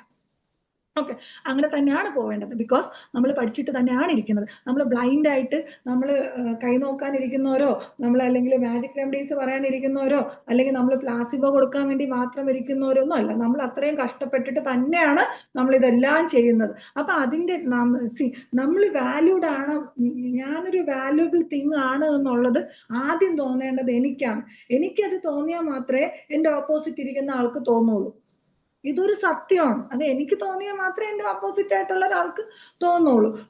പിന്നെന്താ പറയാ, ഇപ്പം ഇൻഫെർട്ടിലിറ്റി ട്രീറ്റ് ചെയ്യുന്ന ഡോക്ടേഴ്സ്, ഒരു എക്സാമ്പിൾ, ചിലപ്പോൾ അവർക്ക് കുഞ്ഞുങ്ങൾ ഉണ്ടാവില്ലായിരിക്കും, ഇല്ലായിരിക്കാം അവർക്ക്, അല്ലെങ്കിൽ അവർക്ക് കുഞ്ഞിനോട് താല്പര്യം ഇല്ലായിരിക്കും, വാട്ട് എവർ ഇറ്റ് ഈസ്. അല്ലെങ്കിൽ സ്കിന്ന് ട്രീറ്റ് ചെയ്യുന്ന ഡോക്ടർ, അല്ലെങ്കിൽ ഹെയർ ട്രീറ്റ് ചെയ്യുന്ന ഡോക്ടർ, അത് അവരുടെ ഇഷ്ടമാണ്. അവർക്ക് എന്ത് വേണം എന്ത് വേണ്ട എന്നുള്ളത് അവരുടെ ഇഷ്ടമാണ്. അങ്ങനെ വരുന്ന കുറച്ച് ആൾക്കാരും ഉണ്ട് കേട്ടോ. നമ്മളെ കാര്യങ്ങൾ അറിഞ്ഞിട്ട് ബാക്കി നോക്കാം എന്ന് പറഞ്ഞ് വരുന്ന ആൾക്കാരും ഉണ്ട്. അങ്ങനെ ഏതെങ്കിലും ഡോക്ടേഴ്സ് ഉണ്ടോ എന്ന് എനിക്ക് അറിയില്ല കേട്ടോ. അതായത് അത് മോഡേൺ മെഡിസിനിലാണെങ്കിലും ഹോമിയോയിലാണെങ്കിലും ആയുർവേദത്തിലാണെങ്കിലും യുനാനി ആണെങ്കിലും സിദ്ധയാണെങ്കിലും അവരെ സിസ്റ്റത്തിലുള്ള എല്ലാ മെഡിസിൻസും പരീക്ഷിച്ചു നോക്കിയ ഒരു ഡോക്ടർ ഉണ്ടായിരിക്കുമെന്ന് എനിക്ക് അറിയില്ല. പിന്നെ ആരാന്ന് വെച്ചാൽ പിന്നെ ഇത് നമ്മൾ എന്താ പറയാ ക്ലിനിക്കൽ ക്ലൂസ് എന്ന് പറഞ്ഞിട്ട് ഈ പ്രായം അനുസരിച്ച് നമ്മളൊന്ന് ഗ്രേഡ് ചെയ്യാറുണ്ട്. അതായത് ഒരു 10 മുതൽ 20 വയസ്സ് വരെയുള്ള കുട്ടികൾക്ക് വരാറുണ്ട് കേട്ടോ എയർലൈസ്. 10 മുതൽ 20 വയസ്സ് വരെ ആകുമ്പോൾ ഗ്രോത്ത് പ്ലസ് പീരിയഡ്സ്, 20 to 35 ആകുമ്പോൾ മെൻസ്ട്രൽ ലോസ്, ഡയറ്റിംഗ്, PCOS, അതൊക്കെ ഒരു ഇതായിരിക്കും ക്ലിനിക്കൽ ക്ലൂസ് ആണ്. 35 to 50 ആണെങ്കിൽ ക്രോണിക് ഡിപ്ലീഷൻ, ഹെവി ബ്ലീഡിങ്, അതൊക്കെ ഒരു ക്ലൂ ആണ്. 50 പ്ലസ് കഴിഞ്ഞ് വരുന്ന ആൾക്കാർക്കാണെങ്കിൽ നമ്മളെ GI ട്രാക്റ്റിന് ഉണ്ടാകുന്ന ഡിസ്റ്റർബൻസസ്, ന്യൂട്രീഷണൽ ഇഷ്യൂസ്, അങ്ങനെ. പിന്നെ ആണുങ്ങളിലാണെങ്കിലും ഈ പറഞ്ഞ പോലെ ബ്ലഡ് ലോസും GI പത്തോളജി ഒക്കെ നമ്മളൊന്ന് അന്വേഷിക്കുക എന്നുള്ളതാണ്. പിന്നെ ഉള്ളൊരു സംഭവം എന്ന് പറഞ്ഞാൽ ഹെയർ ഫാളിന് മരുന്ന് പലതും കഴിച്ചു. അതായത് അന്താരാഷ്ട്ര ഡോക്ടർമാരെ എല്ലാം കണ്ടു, എല്ലാം കഴിച്ചു, പക്ഷെ ഫെറിറ്റിൻ ആരും ചെക്ക് ചെയ്ത് നോക്കില്ല. ഓക്കെ, അപ്പൊ നമ്മൾ അവരോട് ചോദിക്കുകയാണ് നിങ്ങൾ ഫെറിറ്റിൻ ചെക്ക് ചെയ്തോ എന്ന് ചോദിക്കും. അതുവരെയും നമ്മളെ ക്ലിനിക്ക് ചെറുതാണ്, നമ്മൾ ഹോമിയോക്കാരാണ്, അല്ലെങ്കിൽ ഞങ്ങൾ അവിടെ പോയി ഇവിടെ പോയി മറ്റേ സ്ഥലത്ത് പോയി. അപ്പൊ ഇവർക്കൊക്കെ നമ്മൾ കൊടുക്കുന്ന മറുപടി എന്ന് പറഞ്ഞാൽ നിങ്ങൾ ഫെറിറ്റിൻ ചെക്ക് ചെയ്തോ, അത് ഡോക്ടർ പറഞ്ഞില്ല കേട്ടോ. 3 ലക്ഷം രൂപ ചെലവായി, 1.25 ലക്ഷം രൂപ ചെലവായി. പക്ഷെ ഫെററ്റിൻ ചെക്ക് ചെയ്യാൻ വേണ്ടി ഡോക്ടർ പറഞ്ഞില്ല. ഓക്കെ. അപ്പൊ നമ്മൾ ആക്ച്വലി നമ്മൾ ഈക്വലി റെസ്പെക്ട്ഫുൾ ആയിട്ടുള്ള ആൾക്കാരാണ്. അങ്ങനെ തരാൻ ബുദ്ധിമുട്ടുള്ള ആൾക്കാർക്ക് എന്തുകൊണ്ട് നമുക്ക് റെസ്പെക്ട് കിട്ടണം എന്നുള്ളത് നമ്മളൊന്ന് മെയിൻറ്റെയിൻ ചെയ്ത് കൊടുക്കുന്നു എന്നുള്ളതേ ഉള്ളൂ. പിന്നെ വരുന്നത് ഒത്തിരി കാറ്റഗറീസിൽ ഇപ്പൊ ഞാൻ ഒരു എക്സാമ്പിൾ പറഞ്ഞാൽ നമ്മൾ ഫെററ്റിൻ ചെക്ക് ചെയ്യാൻ പറയണുണ്ടല്ലോ. ഫെററ്റിൻ കുറഞ്ഞു കഴിഞ്ഞാൽ എന്താണ് നമ്മളെ മുടിക്ക് സംഭവിക്കുക എന്നുള്ളതാണ്. അതായത് ഹെയർ ഫോളിക്കിൾ എന്ന് പറഞ്ഞാൽ നമ്മളെ ശരീരത്തിൽ പെട്ടെന്ന് വളരുന്ന ഘടകങ്ങളിൽ ഒന്നാണ്. അപ്പൊ ഇവിടെ നമ്മൾ അയൺ സ്റ്റോറേജ് കുറയുമ്പോൾ സ്വാഭാവികമായിട്ടും ഹെയറിന്റെ ഗ്രോത്ത് ഫേസ് ആയിട്ടുള്ള ആനാജൻ കുറഞ്ഞു വരും. അതുപോലെ തന്നെ ടീലോജൻ ഫേസ് വന്നിട്ട് കൂടും. അപ്പൊ ഡിഫ്യൂസ് ഷെഡിങ് സ്റ്റാർട്ട് ചെയ്യും. അപ്പൊ അവര് വരുമ്പോൾ നമ്മൾ നോക്കുമ്പോൾ കാണാൻ പറ്റുകയെന്ന് പറഞ്ഞാൽ ഡിഫ്യൂസ് ഹെയർ ഫോള്, പിന്നെ പോണിറ്റെയിൽ തിക്നെസ് അവിടെ ഇങ്ങനെ കുറഞ്ഞു വരും, ഹെയർ വോളിയം കുറയുക, സ്ലോ റീഗ്രോത്ത് ഉണ്ടായിരിക്കുക, അതുപോലെ തിൻ വീക്ക് ആയിട്ടുള്ള ഹെയർസ് ഉണ്ടായിരിക്കുക. പിന്നെ അവർക്ക് എപ്പോഴും ക്ഷീണമാണ്. അവർക്ക് എത്ര മണിക്കൂർ ഉറങ്ങിയിട്ട് അവർ എണീറ്റാലും അവർക്ക് ക്ഷീണം തന്നെയാണ്. തലയിറക്കം, ശ്വാസം മുട്ടല്, പിന്നെ കൈകാലുകളിൽ തണുപ്പ്, ഒരു ശ്രദ്ധക്കുറവ്, പാൽപിറ്റേഷൻസ്, ഇതൊക്കെ ഇതിന്റെ ഭാഗമായിട്ട് വരുന്നതാണ്. പിന്നെ അവരെ നഖം നമ്മളിങ്ങനെ നോക്കുവാണെങ്കിൽ ബ്രിട്ടിൽഡ് നെയിൽസ് ആയിരിക്കും. പിന്നെ അതുപോലെ തന്നെ നമുക്ക് സ്പൂൺ ഷേപ്ഡ് ആയിട്ട് കാണാൻ പറ്റും. പിന്നെ നെയിലിൽ ഇങ്ങനെ റിഡ്ജസ് നമുക്ക് കാണാൻ പറ്റും. ഇനി ഇത് ആരിലാണ് നമുക്ക് കൂടുതലായി കാണപ്പെടുന്നതെന്ന് ചോദിച്ചാൽ കൗമാര പ്രായത്തിലെ പെൺകുട്ടികളിലാണ് ഇത് നമുക്ക് കൂടുതലായിട്ട് കാണുന്നത്. കാരണം എന്ന് പറഞ്ഞാൽ അവരെ ഒരു ഗ്രോത്തിന്റെ സ്പാട്ട്, പിന്നെ മെൻസ്ട്രൽ ബ്ലഡ് ലോസ്, പുവർ ആയിട്ടുള്ള ഡയറ്റ്, ഇതൊക്കെയാണ്. പിന്നെ ഹെയർ പിക്ചർ നമ്മൾ ഓൾറെഡി പറഞ്ഞു കഴിഞ്ഞു. കോളേജ് ഗേൾസിൽ അതുപോലെ തന്നെ കോളേജ് ഗേൾസ് വരുമ്പോഴത്തേക്കും അവരെ dieting, PCOS, irregular food habits വരുമ്പോഴത്തേക്കും ഹെയർ ഫാളും ക്ഷീണവും മാത്രമല്ല ഡാർക്ക് സർക്കിൾസും കൂടെ അവർക്ക് കാണാൻ സാധിക്കും. പിന്നെ എന്താ പറയാ, സ്ത്രീകളായിട്ടുള്ള കാറ്റഗറിയിൽ വരുമ്പോൾ അവർക്ക് ഹെവി പീരീഡ്സ് ആയിരിക്കും കാണാം. അവർക്ക് 8 മിനിറ്റേ ഉള്ളേ, 8 മിനിറ്റ്. പ്രസവാനന്തര സ്ത്രീകളിലാണെങ്കിൽ അവിടെയും വന്നിട്ട് pregnancy iron depletion, delivery blood loss, അതുപോലെ തന്നെ ബ്രസ്റ്റ് ഫീഡിങ് ഡിമാൻഡ്സ്. പോസ്റ്റ് മെനോപോസലിലാണെങ്കിൽ ക്രോണിക് ആയിട്ടുള്ള അയൺ ഡിപ്ലീഷൻ, ഹോർമോണൽ ഫ്ലക്ച്വേഷൻസ് കാണാറുണ്ട്. പിന്നെ മെയിൽസിനെ വെച്ച് നോക്കുകയാണെങ്കിൽ gastric ulcer, piles, chronic bleeding, GI pathology, ഇങ്ങനെ കാണാറുണ്ട്. ഇതൊക്കെയാണ് നമ്മൾ അവിടെ ഫെററ്റിൻ റിലേറ്റഡ് ആയിട്ട് വരുന്ന കാര്യങ്ങൾ. പിന്നെ ഒരു കാര്യം എന്ന് വെച്ചാൽ ഞാൻ പ്രോഡക്റ്റ് ഏതാണെന്ന് പറയുന്നില്ല. നമ്മൾ ഞാൻ 3000 കേസസിന്റെ കഥ പറയുമ്പോൾ ആദ്യം ഞാൻ പ്രാക്ടീസ് തുടങ്ങിയ സമയത്ത് ഞാനൊരു ജെല്ല് കൊടുത്തിരുന്നു. അതായത് കമ്പനി പറഞ്ഞു അത് ഉപയോഗിക്കുമ്പോൾ ഇത് ഹെയർ ഫോള് മാറും എന്ന് പറഞ്ഞു. Actually I am very much thankful to that product. Because ഞാനിത് എന്താ പറയാ 2, 3, 5, 6 വീതം കൊടുത്ത പേഷ്യൻസ് ഉണ്ട്. ഒന്നും സംഭവിച്ചില്ല എന്ന് മാത്രമല്ല, എൻ്റെ ഉള്ളിൻ്റെ ഉള്ളിൽ എനിക്ക് തോന്നിയിരുന്നു ആ പൈസ ഞാൻ തിരിച്ചു കൊടുക്കേണ്ടതാണെന്ന് എനിക്ക് തോന്നിയിരുന്നു. ഒരു ഗിൽറ്റ് എനിക്ക് തുടക്കത്തിൽ ഉണ്ടായിരുന്നു. അവസാനം ഞാൻ എടുത്ത ആ പ്രോഡക്റ്റ്, ഞാൻ ക്ലിനിക്ക് തുറക്കുമ്പോൾ എടുത്ത ആ പ്രോഡക്റ്റ്, പിന്നെ ഞാൻ വന്നിട്ട് ഡ്രൈ സ്കിൻ ആയിട്ടുള്ള എക്സസീവ് ഡ്രൈ സ്കിൻ വരുന്ന എല്ലാ കണ്ടീഷൻസിനും എക്സ്റ്റേണൽ ആപ്ലിക്കേഷൻ ആയിട്ടാണ് ഞാനിത് കൊടുത്തു തീർത്തത്. എൻ്റെ കയ്യിൽ ഉണ്ടായിരുന്നത് അത് ഞാൻ അവരോട് പറഞ്ഞു തന്നെയാണ് കൊടുത്തത്. അതായത് ഹോമിയോ മെഡിസിൻ അതായത് ഒരു മരുന്ന് ഒരു കാര്യത്തിന് മാത്രമല്ല, പല കാര്യങ്ങൾക്ക് നമുക്ക് ഉപയോഗിക്കാൻ സാധിക്കും. നിങ്ങളുടെ സ്കിന്നിന്റെ ഒരു നറിഷ്മെന്റ് ആയിട്ട് മാത്രമാണ്, നമ്മളൊരു മോയ്സ്ചറൈസിങ് ക്രീം ആയിട്ട് മാത്രമാണ് നമ്മളിത് തരുന്നത്. അത് അങ്ങനെ തന്നെ ഉണ്ടാവുള്ളൂ എന്ന് പറഞ്ഞ് നമ്മൾ കൊടുത്തിരുന്നു. നമ്മൾ ട്രസ്റ്റ് ചെയ്ത് പേഷ്യന്റ് അത് വാങ്ങിക്കുകയും ചെയ്തിരുന്നു. എന്താണെന്നറിയില്ല, സ്കിൻ കംപ്ലൈന്റിന് ആർക്കൊക്കെ കൊടുത്തോ അവർക്കൊക്കെ അതിനകത്ത് ഭേദം ഉണ്ടായി. പക്ഷെ ഒരു സിംഗിൾ ഹെയർ പോലും അതുകൊണ്ട് വളർന്നു വന്നില്ല എന്നുള്ളതാണ്. ഞാൻ I M much thankful. Because അന്നൊക്കെ ഉണ്ടായിരുന്ന എൻ്റെ കുറെ ബുദ്ധിമുട്ടുകൾ, അല്ലെങ്കിൽ പഠിക്കാൻ ശ്രമിച്ചതും അറിയാൻ ശ്രമിച്ചതും ഒക്കെ അതുകൊണ്ടാണ്. അറൌണ്ട് 1200 പേജസ് നമ്മുടെ കയ്യിൽ, അതായത് ഇത്രയും പേരിൽ പല പല കാറ്റഗറി സബ് ഡിവിഷൻസ് ആയിട്ട് നമ്മളത് മാറ്റി വെച്ചിട്ടുണ്ട്. എപ്പോ എന്ന് അറിയില്ല, ബട്ട് അത് പുറത്തേക്ക് വരും.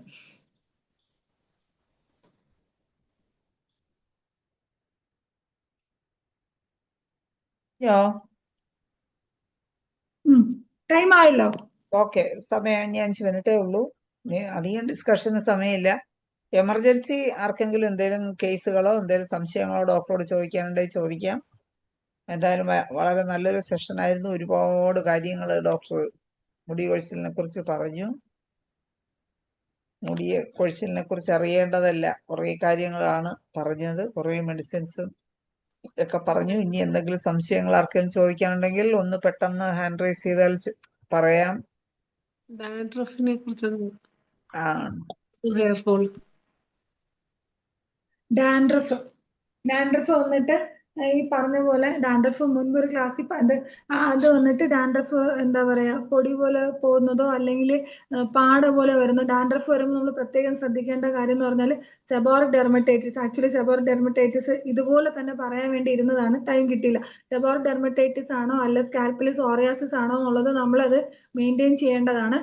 ഡാൻഡ്രഫിന് വന്നിട്ട് നമ്മളൊരു സ്പ്രേ പ്രൊവൈഡ് ചെയ്യുന്നുണ്ട്. അപ്പൊ അത് വന്നിട്ട് അത് എല്ലാ ഡാൻഡ്രഫ് കേസിലും നമ്മൾ പ്രൊവൈഡ് ചെയ്യുന്നുണ്ട്. മെഡിസിൻ മാത്രമല്ല, അവിടെ ഏറ്റവും ഇമ്പോർട്ടന്റ് ആയിട്ടുള്ള കാര്യം എന്ന് പറഞ്ഞാൽ മെഡിസിനോടൊപ്പം തന്നെ ഇമ്പോർട്ടന്റ് ആണ് ഹൈജീൻ മെയിൻറ്റെയിൻ ചെയ്യാന്നുള്ളത്. ഏതൊരു പ്രോഡക്റ്റ് യൂസ് ചെയ്യുന്നതിന് മുമ്പും തന്നെ നമ്മുടെ പില്ലോ കവർ, ബെഡ്ഷീറ്റ്, അതുപോലെ തന്നെ ചീപ്പ്, ഇത്തരം കാര്യങ്ങളൊക്കെ, തോർത്ത്, ഇത്തരം കാര്യങ്ങളൊക്കെ നമ്മൾ നന്നായിട്ട് മെയിൻറ്റെയിൻ ചെയ്തിട്ട് വേണം അത് സ്റ്റാർട്ട് ചെയ്യാൻ എന്നുള്ളത്. പിന്നെ വന്നിട്ട് കാലിഫോസ് 6X വന്നിട്ട് അത് കുറച്ച് നമ്മൾ കുഴമ്പ് രൂപത്തിലാക്കിയിട്ട് അത് തലയിൽ തേക്കുന്നത് വളരെ നല്ല റിസൾട്ട് ആണുള്ളത്. പിന്നെ നമ്മളെ തന്നെ കുറെ ഡാൻഡ്രഫ് സ്പ്രേസ് ഉണ്ട്. ആ സ്പ്രേസും ഈ പറഞ്ഞ മാതിരി വന്നിട്ട് ഒരു 3/4 ഭാഗം വെള്ളത്തോടൊപ്പം വേണം എടുത്ത് യൂസ് ചെയ്യാൻ എന്നുള്ളത് നമ്മൾ പറയാറുണ്ട്. സെബോറിക് ഡെർമറ്റൈറ്റിസ് അടുത്തൊരു ക്ലാസ്സിൽ ഇതുപോലെ തന്നെ ഈ ആസ്പെക്റ്റിൽ ആക്ച്വലി ഉണ്ട്, പക്ഷെ സമയത്തിന്റെ ആ ഒരു ഇതുകൊണ്ട് ഡാൻഡ്രഫും വന്നിട്ട് അങ്ങനെ തന്നെയാണ്. പിന്നെ ഇപ്പം ഈ പറയാം നമ്മൾ യൂട്യൂബിലും ബാക്കിയുള്ളതൊക്കെ കൂടുതലും കാണും, ഗട്ടിന്റെ ഒരു അഫക്ഷൻ കൊണ്ടാണ് നിങ്ങൾക്ക് അത് വരുന്നത്, അപ്പൊ ഗട്ടിന്റെ അഫക്ഷൻ മാത്രമാണെന്ന് വിശ്വസിക്കുന്ന ആൾക്കാരുണ്ട്. അങ്ങനെയല്ല, നമുക്ക് നല്ല റിസൾട്ട് ആണ് ഡാൻഡ്രഫിൽ കിട്ടുന്നത്. ഓക്കെ മറിയാമ്മ ഡോക്ടറെ, ഡോക്ടർ ഇനി ഈ ഡാൻഡ്രഫിന്റെ എന്താണ് ഡിഫറൻഷ്യൽ ഡയഗ്നോസിസും ഒക്കെ ആയിട്ട് ഡോക്ടർ തീർച്ചയായിട്ടും ഇനി ഒരു ക്ലാസ് എടുക്കും എന്ന് പ്രതീക്ഷിക്കും. പ്രതീക്ഷിച്ചൂടെ ഡോക്ടറെ? തീർച്ചയായിട്ടും. അപ്പൊ ഡോക്ടർ ഇനി ഒരു ക്ലാസ്സുമായിട്ട് വരും. ഇന്നിപ്പോ നമുക്ക് ഏകദേശം വൈൻഡപ്പ് ചെയ്യാനുള്ള സമയമായി. ആർക്കെങ്കിലും എന്തെങ്കിലും ചോദിക്കാനുണ്ടോ? ജസ്റ്റ് 1 മിനിറ്റോ 2 മിനിറ്റോ വീണ്ടും ഉണ്ട്. ചോദിക്കാനുണ്ടെങ്കിൽ അത് ചോദിച്ചിട്ട് നമുക്ക് വൈൻഡപ്പ് ചെയ്യാം. ആർക്കും സംശയങ്ങളൊന്നും ഇല്ലെന്ന് തോന്നുന്നു. ആരും ഹാൻഡ് റൈസ് ചെയ്തിട്ടില്ല. ചെയ്യാത്ത സ്ഥിതിക്ക് നമുക്ക് ക്ലാസ് വൈൻഡപ്പ് ചെയ്യാം. എന്തായാലും അതിഗംഭീരമായ ഒരു സെഷൻ ആയിരുന്നു. ഡോക്ടർ ഇബ്രാഹിം വൈദ്യൻ ഡോക്ടർ ഇപ്പൊ ഹാൻഡ് റൈസ് ചെയ്തിട്ടുണ്ട്. ധനേഷ് ഡോക്ടർ, വൈദ്യര ഡോക്ടറെ അൺമ്യൂട്ട് ചെയ്ത് സംസാരിച്ചോളൂ. ഒന്നുകൂടെ അൺമ്യൂട്ട് ചെയ്യാമോ? വൈദ്യര ഡോക്ടർ ഇങ്ങോട്ട് പോയോ? വൈദ്യർ ഡോക്ടർ കാണുന്നില്ലല്ലോ. വൈദ്യര ഡോക്ടറെ 1 മിനിറ്റ് ഉണ്ട്, സംസാരിക്കാം. നോക്കട്ടെ.